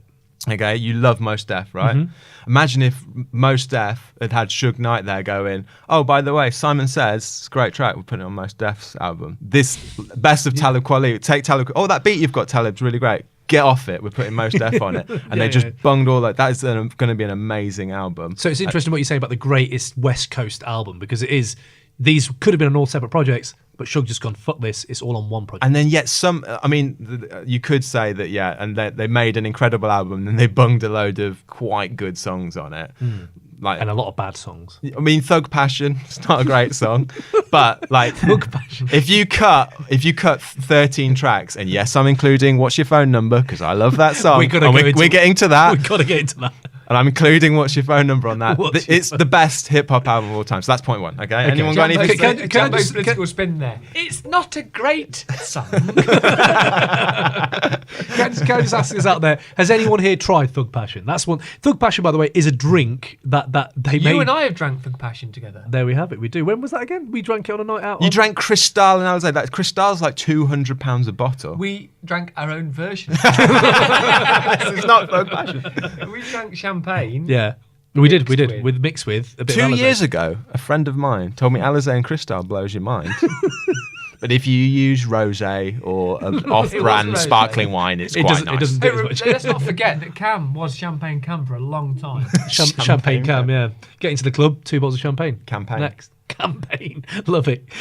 Right, so, okay, what's your second point, Jammer? The production and mixing on this album changes hip-hop. Basically, this came out in the same year as Speed of Life, right?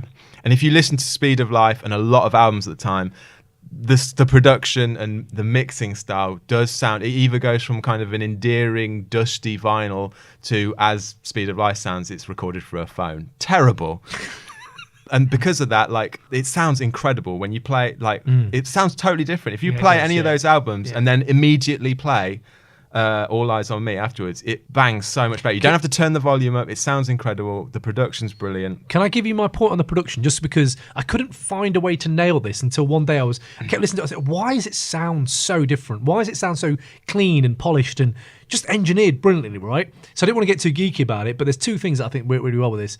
Is the fact that he's jumping on the whole, again, Bad Boy did this, but instead of it being about the street, which he did in his previous albums, and introspectiveness, it's now about, the only analogy I can think of is gone from the street to the penthouse. You've gone from this is all about the black experience in America. It used to be back in the day. Now it's about being aspirational. Now it's about being, this is what we can do when we get money, and this is the car I'm driving. It's very bling. The stuff he's talking about, the thug passion, you've just said, they're $200 like for a bottle of Cristal. That kind of thing isn't for everyone. Like, you can't do it, but it makes it aspirational for a lot of people. Sonically, I completely get what you're saying. It did change hip hop in the way that, again, trying to nail why it sounded. And I was thinking, where are the samples in this? I can hit. They definitely have sampled, just like all hip hop does. But what I found when I started to do a bit of digging is the difference between East and West Coast is, and this album does have East Coast sounds on it. So the East-West beef is kind of bullshit because Got On My Made Up is an East Coast track, really. It's got East Coast rappers on it. But when you hear Can't See Me, it's live instrumentation. So definitely Dre and Daz and DJ Quick who engineered this whole thing, when you listen to the way West Coast were going at it, instead of relying so heavily on samples, they were getting live instruments in there, and they would kind of, the word I looked up and I still don't know really what it means, is interpolation of a sample. So you're using a sample, but you're like not directly using it. You're cutting it up, you're subverting it through live instruments, and bringing in the original artists, bringing in Roger Troutman being on a lot of this stuff, George Clinton as well, and these little tweaks and introversions of like old music become this kind of building block for G-Funk. And you're like, it's not just directly sampled, and RZA directly samples. Yeah, I think the difference between this and what we're talking about with Cuban Linx is that RZA has a hand in every kind of second that's going on here, and he like inverts it, changes it, samples it. But whereas there's a clarity in All Eyes on Me, isn't there? You're using the part of the sample that you want to bang, and it's right at the front of the track. Yeah, and that's you're it. using it to let Tupac ride over it, whereas the RZA is trying to build it sonically into the that's sound interesting. that runs through the album. Yeah, I get that. But yeah, on So another note about like how the production revolutionized hip hop going forward, the way Pac presents his verses, the production behind it, ad libs. He brings in his own. If you listen to a lot of rappers at the time, it's just them rapping. They're not putting in an ad lib track. He stacks the vocals. Obviously, that gives him that kind of crazy sound. But like he's harmonizing within the stack, so that's why he sounds so big. DMX does that. DMX does that on Dark and like if you DMX Ray's album comes out 2 years later and it's got the same clean production, even though it's a grimy sound, and like he's doing ad libs. This all comes from Tupac, I feel. And like obviously the melodic flow, which even today, like obviously everyone hates rappers singing now, but like Tupac was kind of on the verge of that already. Yeah, and, like, you're right. That's why I feel like the production of it is revolutionary. And like also listen to Ready to Die and then listen to Life After Death. The production sound, they've obviously listened to this and gone, Tupac set the game up. Yeah, Gotta make it sound completely. cleaner. Double disc as well. Yeah. Ray, what do you reckon to the production and beats on this album, mate?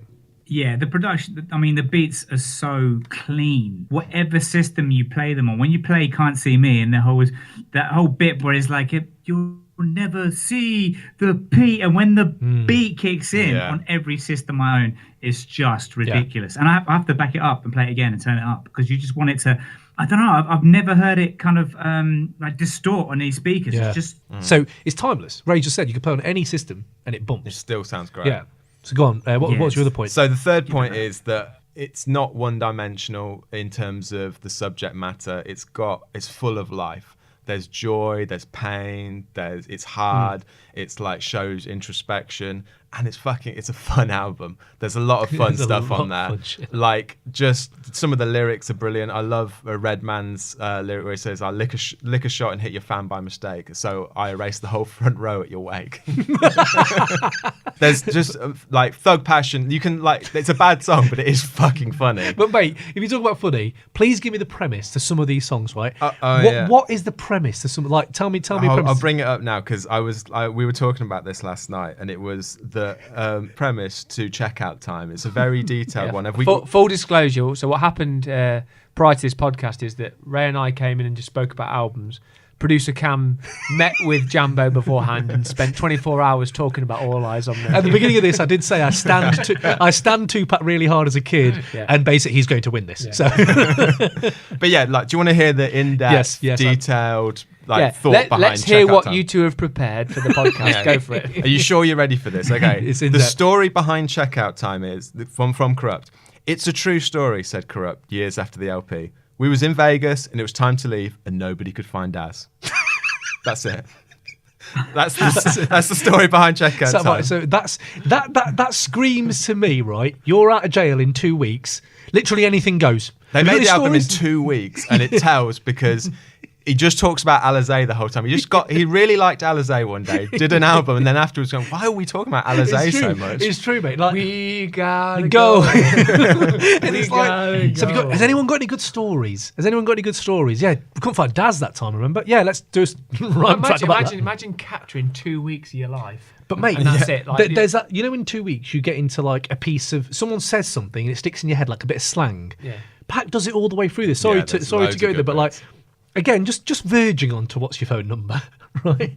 What's your phone number becomes like the kind of porn sex line after a while, doesn't it? In it, he says like, "I'm finna knock the taste out your mouth," right? He says that a few times, and does a bear shit in the woods a lot, and it's an analogy where you think. Has Pac just heard this analogy in jail? Like, does a bear shit in the woods? And he says it like 2 or 3 times on this one track where you're like, stop saying that, Pac. Like, you've got to stop using the same thing. Bits that make me laugh are like the fact that he's always been a rapper who talks about like dying and fatalism. And I like on Life Goes On, he in the chorus, it's like, it'd be a lie if I told you I'd never thought of death. No fucking shit. You always fucking talk about it. It'd be a massive lie. It'd be a massive lie. I need to jump in on that. And everyone would know. I need to jump in on that because Go on.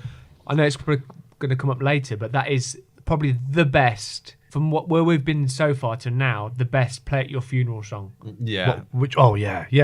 For a long time, I was in a genuine place where I thought that was going to be my funeral song. Really? Like, not even any sense of irony. From about 97 to probably early 2000s, I was like, yeah, I'm going to go for it. I'm going to do Life Goes On by Tupac. Imagine now me, 40-year-old man almost, You know now. getting killed. You fell victim You to know the now. streets. when you go, I am going to play that now, right? Please do. Just imagine. But I also like on that Can same... you get every hoe that I used to know to kiss That's me from exactly the what I head was to my going to toe? say. It's really creepy. Remember You got to Yo. kiss a corpse.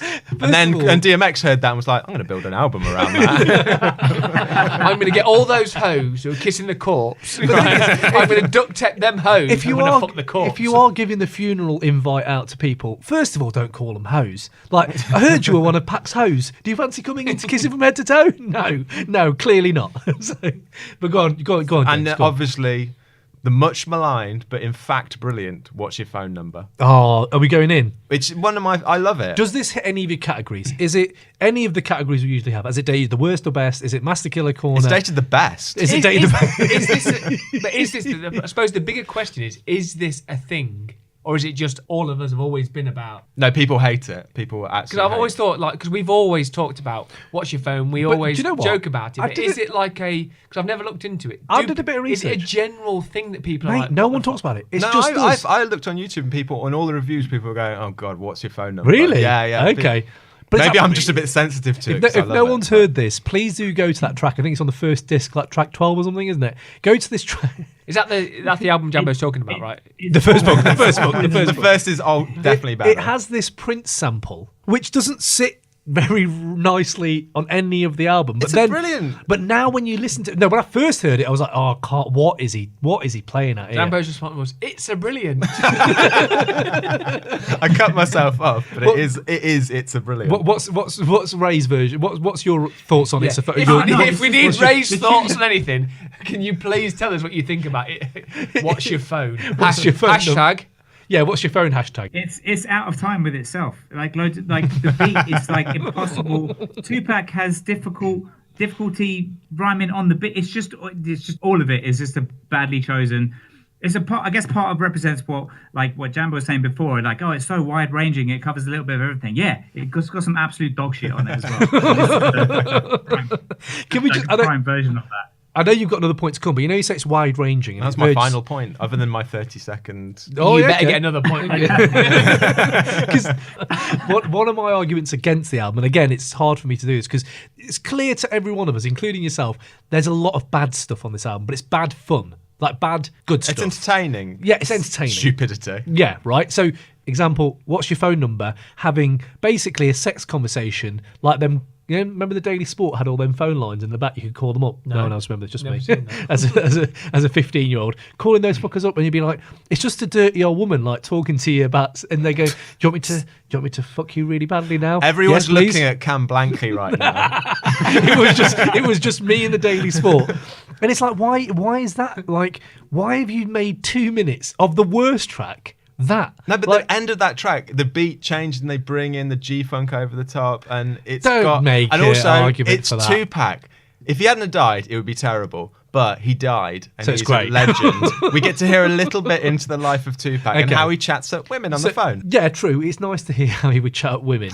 But, like, I would just say for a second... Is that what you were saying, Jumbo? Is that your point?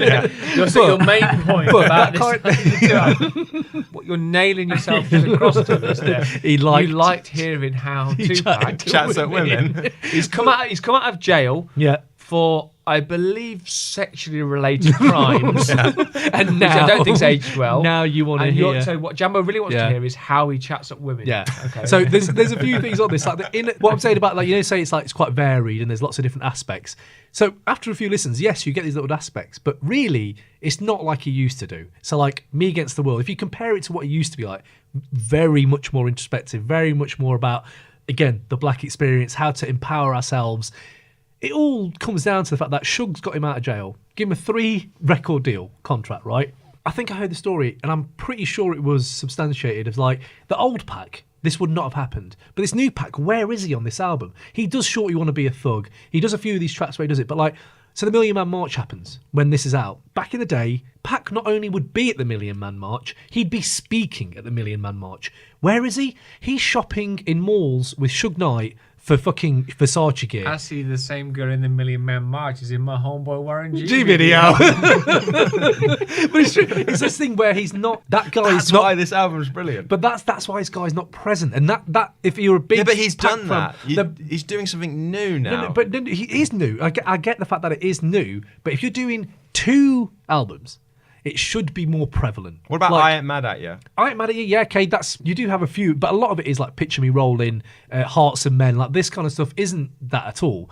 And I would say one thing I do miss is that, and on Machiavelli, the 7 Day Theory, he does actually bring this a lot back, like the Crazy, is it called Crazy, that track, and White Man's World and stuff. So he does. God, those. Yeah, but you don't want him doing No, that. I like those tracks. Also, Like, Dear I like those Mama tracks. and Brenda's Got a Baby. Yes, I heard them. Oh, that was good. Do you want to listen to it again? No, not No, really. but true. No, but if he can do it well, like Sure You Want to Be a Thug is doing it well, because I don't mind going back. That Oh, sounds so you really... do like it? No, on this album. that's what I do like that track. I want more of it. So You he want has, more of Shorty's Got to Be a Thug?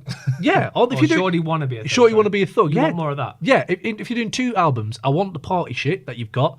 But if you're doing 2 albums, do one respective. Let's all be real. introspective. This is one album with another album taped on so he can get out of his record No, deal. true. No, that's what it sounds like. It definitely sounds like that. It is that. But as Snoop said about it, he said that, you'd had this previous Pac and then he came out and you get to hear Tupac pretty much on steroids.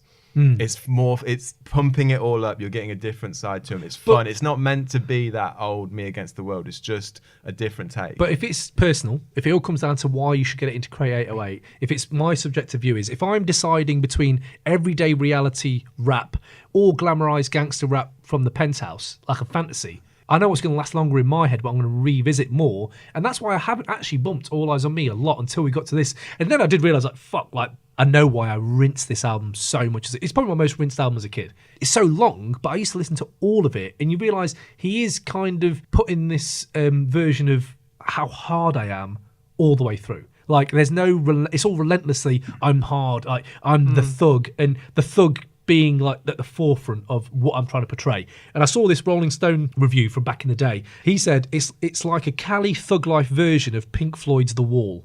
That's really good. I like that. Pure gangster ego run amok over 2 CDs. At that length, the album's all hard, all the time tone approaches caricature. Yeah, I would agree. 100% agree with that. It's almost like you've got this. I'm willing to go with you, Pac, on this is it's an up and down variability. I will roll with Tupac when he does the hardcore kind of vibe about it. I'll go with it when he goes the vibe thing. I'll do all that. But it's the additional stuff that's tapped onto this. It's just a lead weight on the whole album. What you mean, like the cameos? Well, and shit like yeah. So like, if you start listening to the first album, as I say, you go through Ambitions of a Rider. You're like, I'm invested. All About You comes on. You think, oh, this is a totally different vibe. We're going to a different direction, but I'll roll with it because of what Tupac's doing.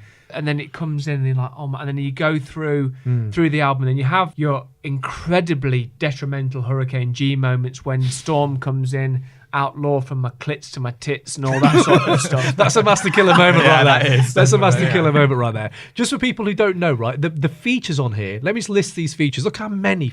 He's clearly come out of jail. It's like, has anybody got a rap? Come on here. So he's got Hussein Fatal, Yaki Gaddafi, Nate Dogg, Snoop Dogg, Dog Pound, Method Man, Redman, Casey and JoJo, Rappin' Forte, Sibo, Dr. Dre, Roger Troutman, Danny Boy, right, George Clinton, E40.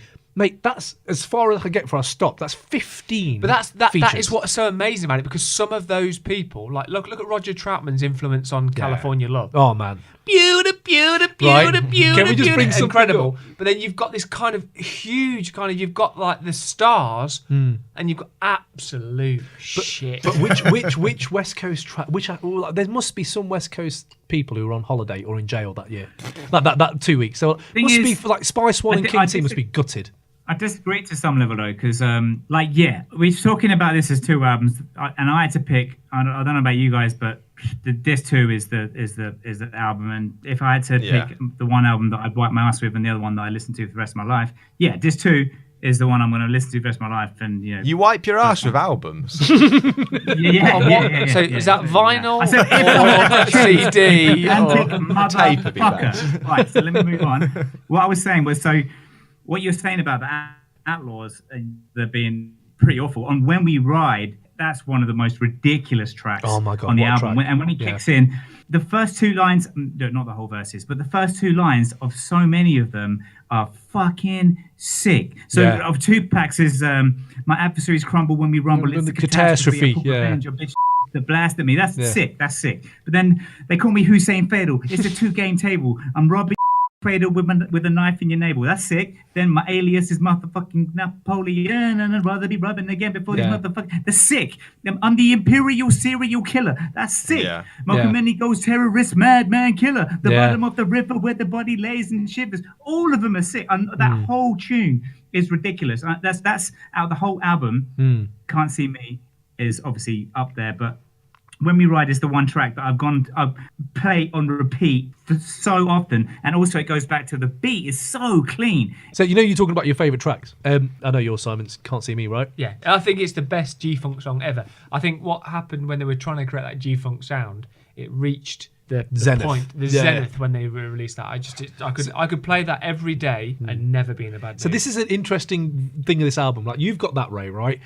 You've got Can't See Me. Like, for me, my favourite track on there is No More Pain. That's mine as well. So- No, probably not favourite, but like it's the one that's dated the best for me. Again, if we're going into the section of Dated the Best, No More Pain, you could drop that now. That is, okay, you might think it's good or bad, but I definitely feel there's trap in there. There's a lot of trap music. That's Devontae's beat from Jodeci. He dropped that beat. It's dark as fuck, and you think, shit, that would work. And every fucking line is like, it's a classic to me. That's one of my top, I would say probably top 10 tracks. I used to rinse that all the time. So No More Pain for me is a classic. It's menacing, moody, and he nails that on that. I just wish there was I know he has a lot of fun, but sometimes you think, shit, I wonder if he'd just had Devontae do a few more darker tracks like that, because it's not that dark an album. Like, there is dark shit, but like I said, it's quite fun, partying, confusing. It's confusing as fuck. Like, Wonder Why They Call You Bitch. Oh, I hate that's the word. That's my Master Killer aged corner. really badly. Yeah. Like, it's infuriating to me because it's confusing, right? So are you having a go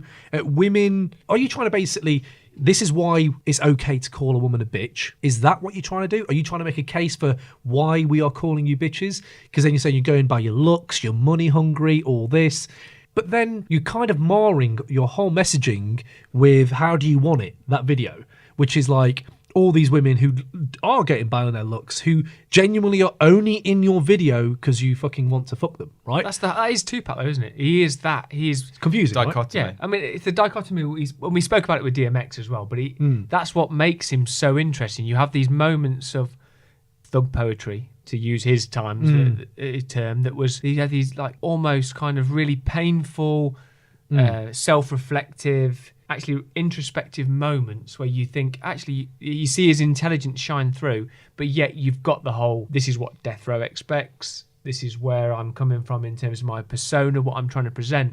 And I think sometimes what is the problem with this album is that you have him flip between the two, and you don't know where the reality of it is, and it becomes this kind of like you said, it's confusing. Or even if there'd been sort of a duality in between of the album, if he'd have split the two and refined them, so it's almost like a life and death album, or like a yin and yang album, there might have been a bit more meaning to what he was trying to say. But it's kind of it makes it interesting, but it also, I think, it detracts from it, because there's sometimes where it's all over the place. So we're talking about wonder why they call you bitch. Are you saying that you got to the end of that song and you're still wondering why they call you bitch? Because you died too quick. Yeah, that's the last line is brilliant. Yeah, what is it? It goes, "See, I loved you like a sister, but you died too quick, and that's why we called you." Yeah, right. That is really harsh. A little bit harsh. Why is that the reason? Unnecessary. That's the final line. I know. That's what I'm saying. It's so confusing. So there's these categories we're going to go to. Ray, did you have anything else you wanted to say? Yeah. So I mean, something else that's obviously I got a pro and a con. So one of the best tracks on this album is All Eyez on Me. So I'm going to throw it back to you. Who did it better with this beat? Tupac or Nas? Tupac. Street Dreams. Because Nas put an Annie Lennox hook on his. Come on. Annie Lennox is not as strong. Phil Collins is though, but Annie Lennox not. I don't know. I think Pac for me did it better. Yeah. Somehow the beat sounds cleaner on Pac's version as well. And I prefer the chorus as well. The whole. That's what I was thinking. It does sound. It's like he's not really even singing it. It's just like an afterthought. Like. It's not really even there. It's game sharper than a motherfucking razor. Good thing, I like it. I used to love the way he rhymes. The game sharper than a motherfucking razor blade. Oh man, the way he rhymes. Yeah. Let's just go to underrated technical rapper. Right, for me, Pac can ride with anyone on any track and still sound good. He's what Jambo said to me the other day was he's a jack of all trades, and like he literally his flows can change. He's not amazing at one thing, but he's fucking very good at a lot of things. And that's what I think Pac just kills it. Like, you can sleep on his rhyming because people, we've said it in the past when we were kids, like, oh, it's the emotion he comes with. No, it's like the reality lives. Like, he gets shot. You know, he shot them policemen and all the, like, the myth around him is massive. He's iconic. He's an iconic figure. But let's not sleep on the fact that he can fucking rhyme circles over some people. If you look at, like, his iconicness, like the iconography of just Pac, we've had DMX, we've had Wu. Wu clearly have their icon of just probably the biggest recognisable symbol in hip-hop, right? So people who don't know Pac would probably, if someone would say, oh, do you like hip-hop, who would you say is the best rapper? People are probably going to say B.I.G. or Pac. And I know who they're going to say. They'll say Insane Tiptoer. Insane Tiptoer. Smiley Brainiac. Smiley Brainiac. He transcends it. It's like Ronaldo or Messi. Who's the best footballer? They'd probably say those two. It's the same thing with this, right? So you're saying Tupac was really good at football? I wonder if Tupac ever kicked a football. Is that why he got shot? Maybe. So his iconography is like the can't see me thing is John Cena. The W sign, Ray. Me and you would just constantly take photos when we were in uni. Do it now. Do it now, Ray. I'm not sure why you're talking about it in past tense. That's we still do that. Check out my Instagram stories, people. You'll see me there. Check his Instagram out. Throwing the dubs up. The iconic way he wore the bandana itself, the jewelry he wore. Tattoos. We're talking about that. Tattoos. How many tattooed rappers were out at that point? Exactly. Like, who had ink like that? His ideal of a man was very different to the ideal of a man in hip hop generally. Like, I feel like he knew he was very good looking. So you could dreamboat. Yeah, you could go into that whole thing of like, this is all about how good looking. But he said he's better than looking than Ray and Ghost. So you have this idea of like, this is my patchwork on my body and this is what it means about me. So you have the Black Panther, Nefertiti, Outlaw, all this stuff. Thug Life clearly being the most iconic. Another backronym. AK. We were mentioning before. Yeah, the hate you give little infants fucks us all. Again, an iconic fucks us all. Everyone. Fucks. Fuck Laffer. But this. But again, you talk about the iconography of that. Me and my wife were watching a film the other day about The Hate You Give, which came out last year, and The Hate You Give didn't even clock in my head what that meant. And watching the film, and the whole premise of the film is the hate you give. Little infants fuck everybody. That for him now, he is transcended into this world of like popular culture. He is popular. So you've missed off one of the most influential parts. Go on. Wearing a leather vest, almost a bra. some would say. So I have There's this- definitely nipples out in some of those photos. That'd be my Twitter AMA for him. Oh yeah, your Twitter AMA. So one thing for me is that I had that under my aged the best in this album, because why it's aged the best for me is I remember when we went clubbing in 2007, 2008. So it's 10 years ago, but still, it's still aged very well. And we were in Propaganda nightclub on Wardour Street in London, and Ashley Cole was standing next to me at the bar wearing that leather vest 10 years later. Do you know if it was exactly the same leather vest off the album cover? It looked exactly that. The straps, no top underneath, just the leather vest in a nightclub. And I was thinking, Ashley is going for it, fair play. But wow, 10 years later, that's still around. But Tupac was rocking Versace and on catwalks and doing stuff like True, that. true. And these days it's commonplace. That's what I'm saying. So it's aged very well. It's aged very well. Like ASAP Rocky is clearly influenced by that. Like, I'm going to make the hip hop brand into the prime Gucci, Versace. Now it's all about Versace. You copied my style. 5 shots couldn't drop me. I took it and smiled. A bigger question here is: name a better left back Tupac than Ashley Cole. Graham Lasso. No, sorry. Graham Lasso.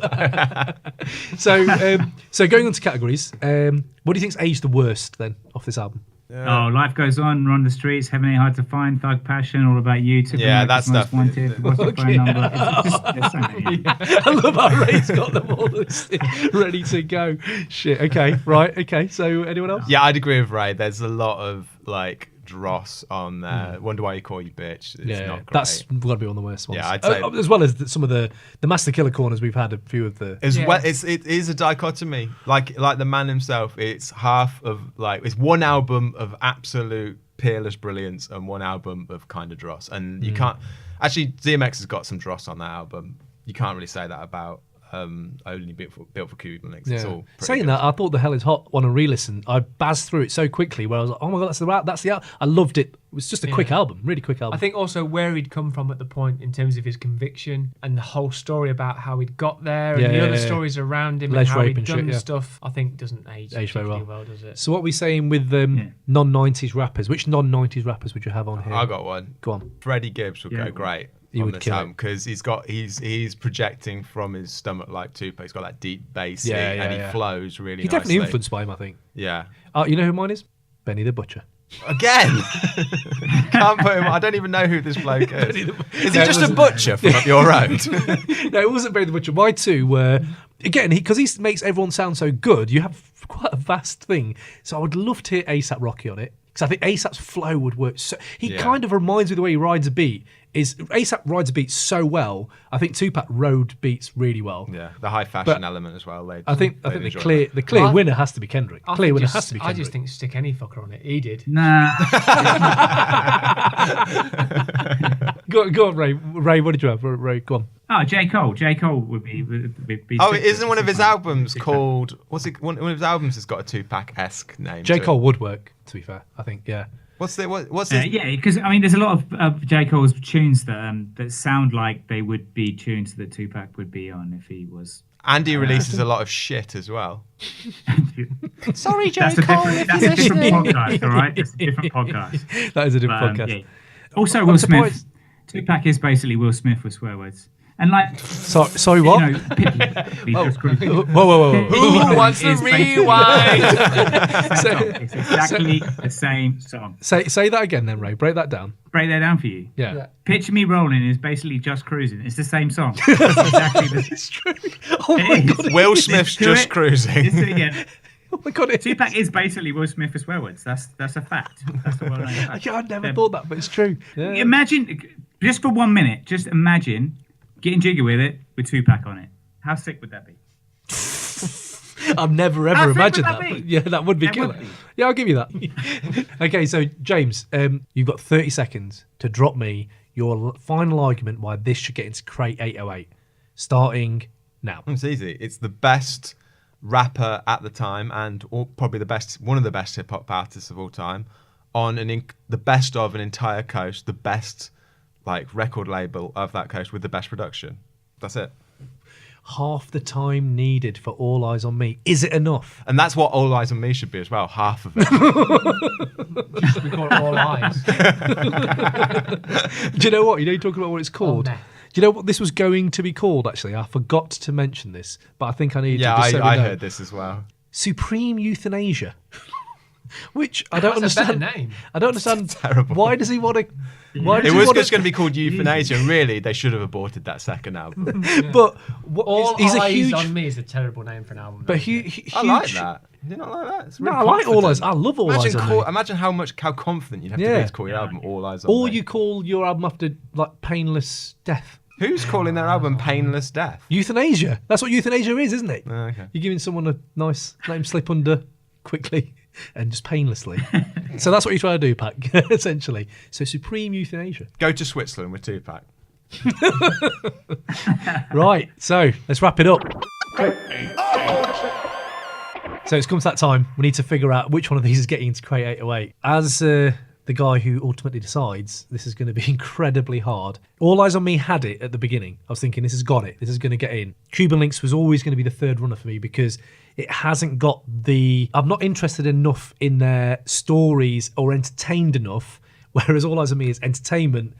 And for me, DMX has got that. I think it's going to have to be It's Dark and Hell is Hot. It's going to get in just because DMX... Well done, mate. DMX for me has got... When I listen to it again now, I couldn't pick as many bad tracks, whereas on All Eyes on Me is a lot of skippability.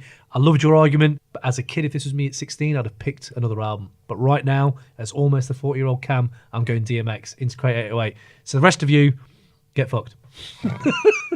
Absolute joke. So you went with DMX's album based on it has less bad tracks. No.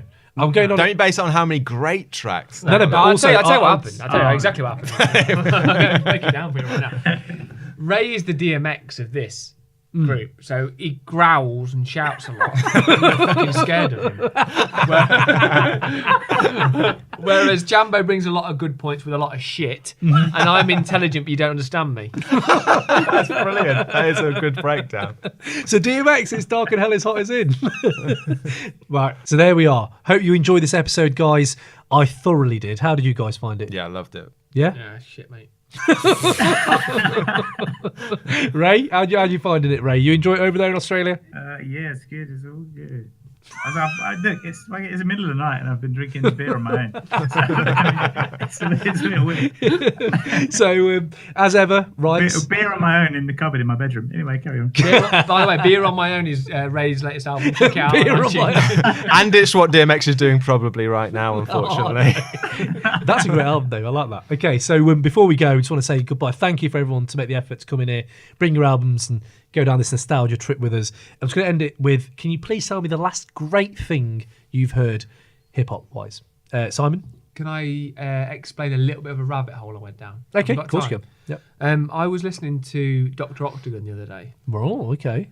and then went on to followed up with by a Dr. Doom and stuff like that. The Cool Keith nostalgia trip I went on. And then I looked into Dan the Automator, because Dan the Automator was a big influence on the, obviously production-wise, on both albums, and took the realm on both albums. And then I looked into his back catalogue with Handsome Boy Modelling School. Yeah. He obviously did Gorillaz when he was working with Damon Albarn and stuff like that. So Dan the Automator was the last great producer outside of things we're looking at that I looked at. And Sweet. James, what's the So last I was great going to say JID, but everyone's probably heard that album already. It's amazing. But check out Ambrose. I can't pronounce his second name. Akim Messiah. thing? Oh, okay. He's got a really great album that kind of sounds... It's got that 90s Dusty Woo sound, but it's like jazz as well. And like, it's great. That's good. It's brilliant. Cool. Is he English? UK? No, he's American. That sounds good. I'll check that out. Ray, last great thing you've heard, mate? Please say Tony. Last great thing I heard, I was listening to a certain mixtape 101, and you had Sky Zoo on it, and Sky Zoo is just it's pretty sick. And I just discovered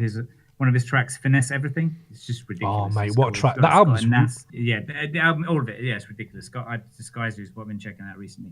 Yeah, Sky Zoo's wicked. That mixtape 101 is, by the way, one of my side projects, which is a bit hip-hop, but it's a lot of other genres, so I can link you up later. For me, I would say the last great thing I heard, Walle's self-promotion EP. If you guys love lyricism and heavy beats, go check that out. And Rock Marciano's RR2, The Bitter Dose. Heavy as fuck, that album is. So yeah, check those out. So There we are. Hope you enjoyed it. As ever, rate, review, share, and subscribe on all good podcast platforms. If you want us to do any album reviews or have any suggestions for albums to argue for Crate 808, give us a shout. Also, shout out to Swatches and Boomboxes, a great podcast out there in the US who gave us a bit of love. The Notorious POD and Shotgun Orcs for all the love on Instagram and Twitter and positive vibes all round. Those podcasts are a good listen, so check them out. So, it's goodbye from me. Goodbye from Simon Ward. Goodbye. Goodbye from James. What? And goodbye from Ray. See you all later. Peace.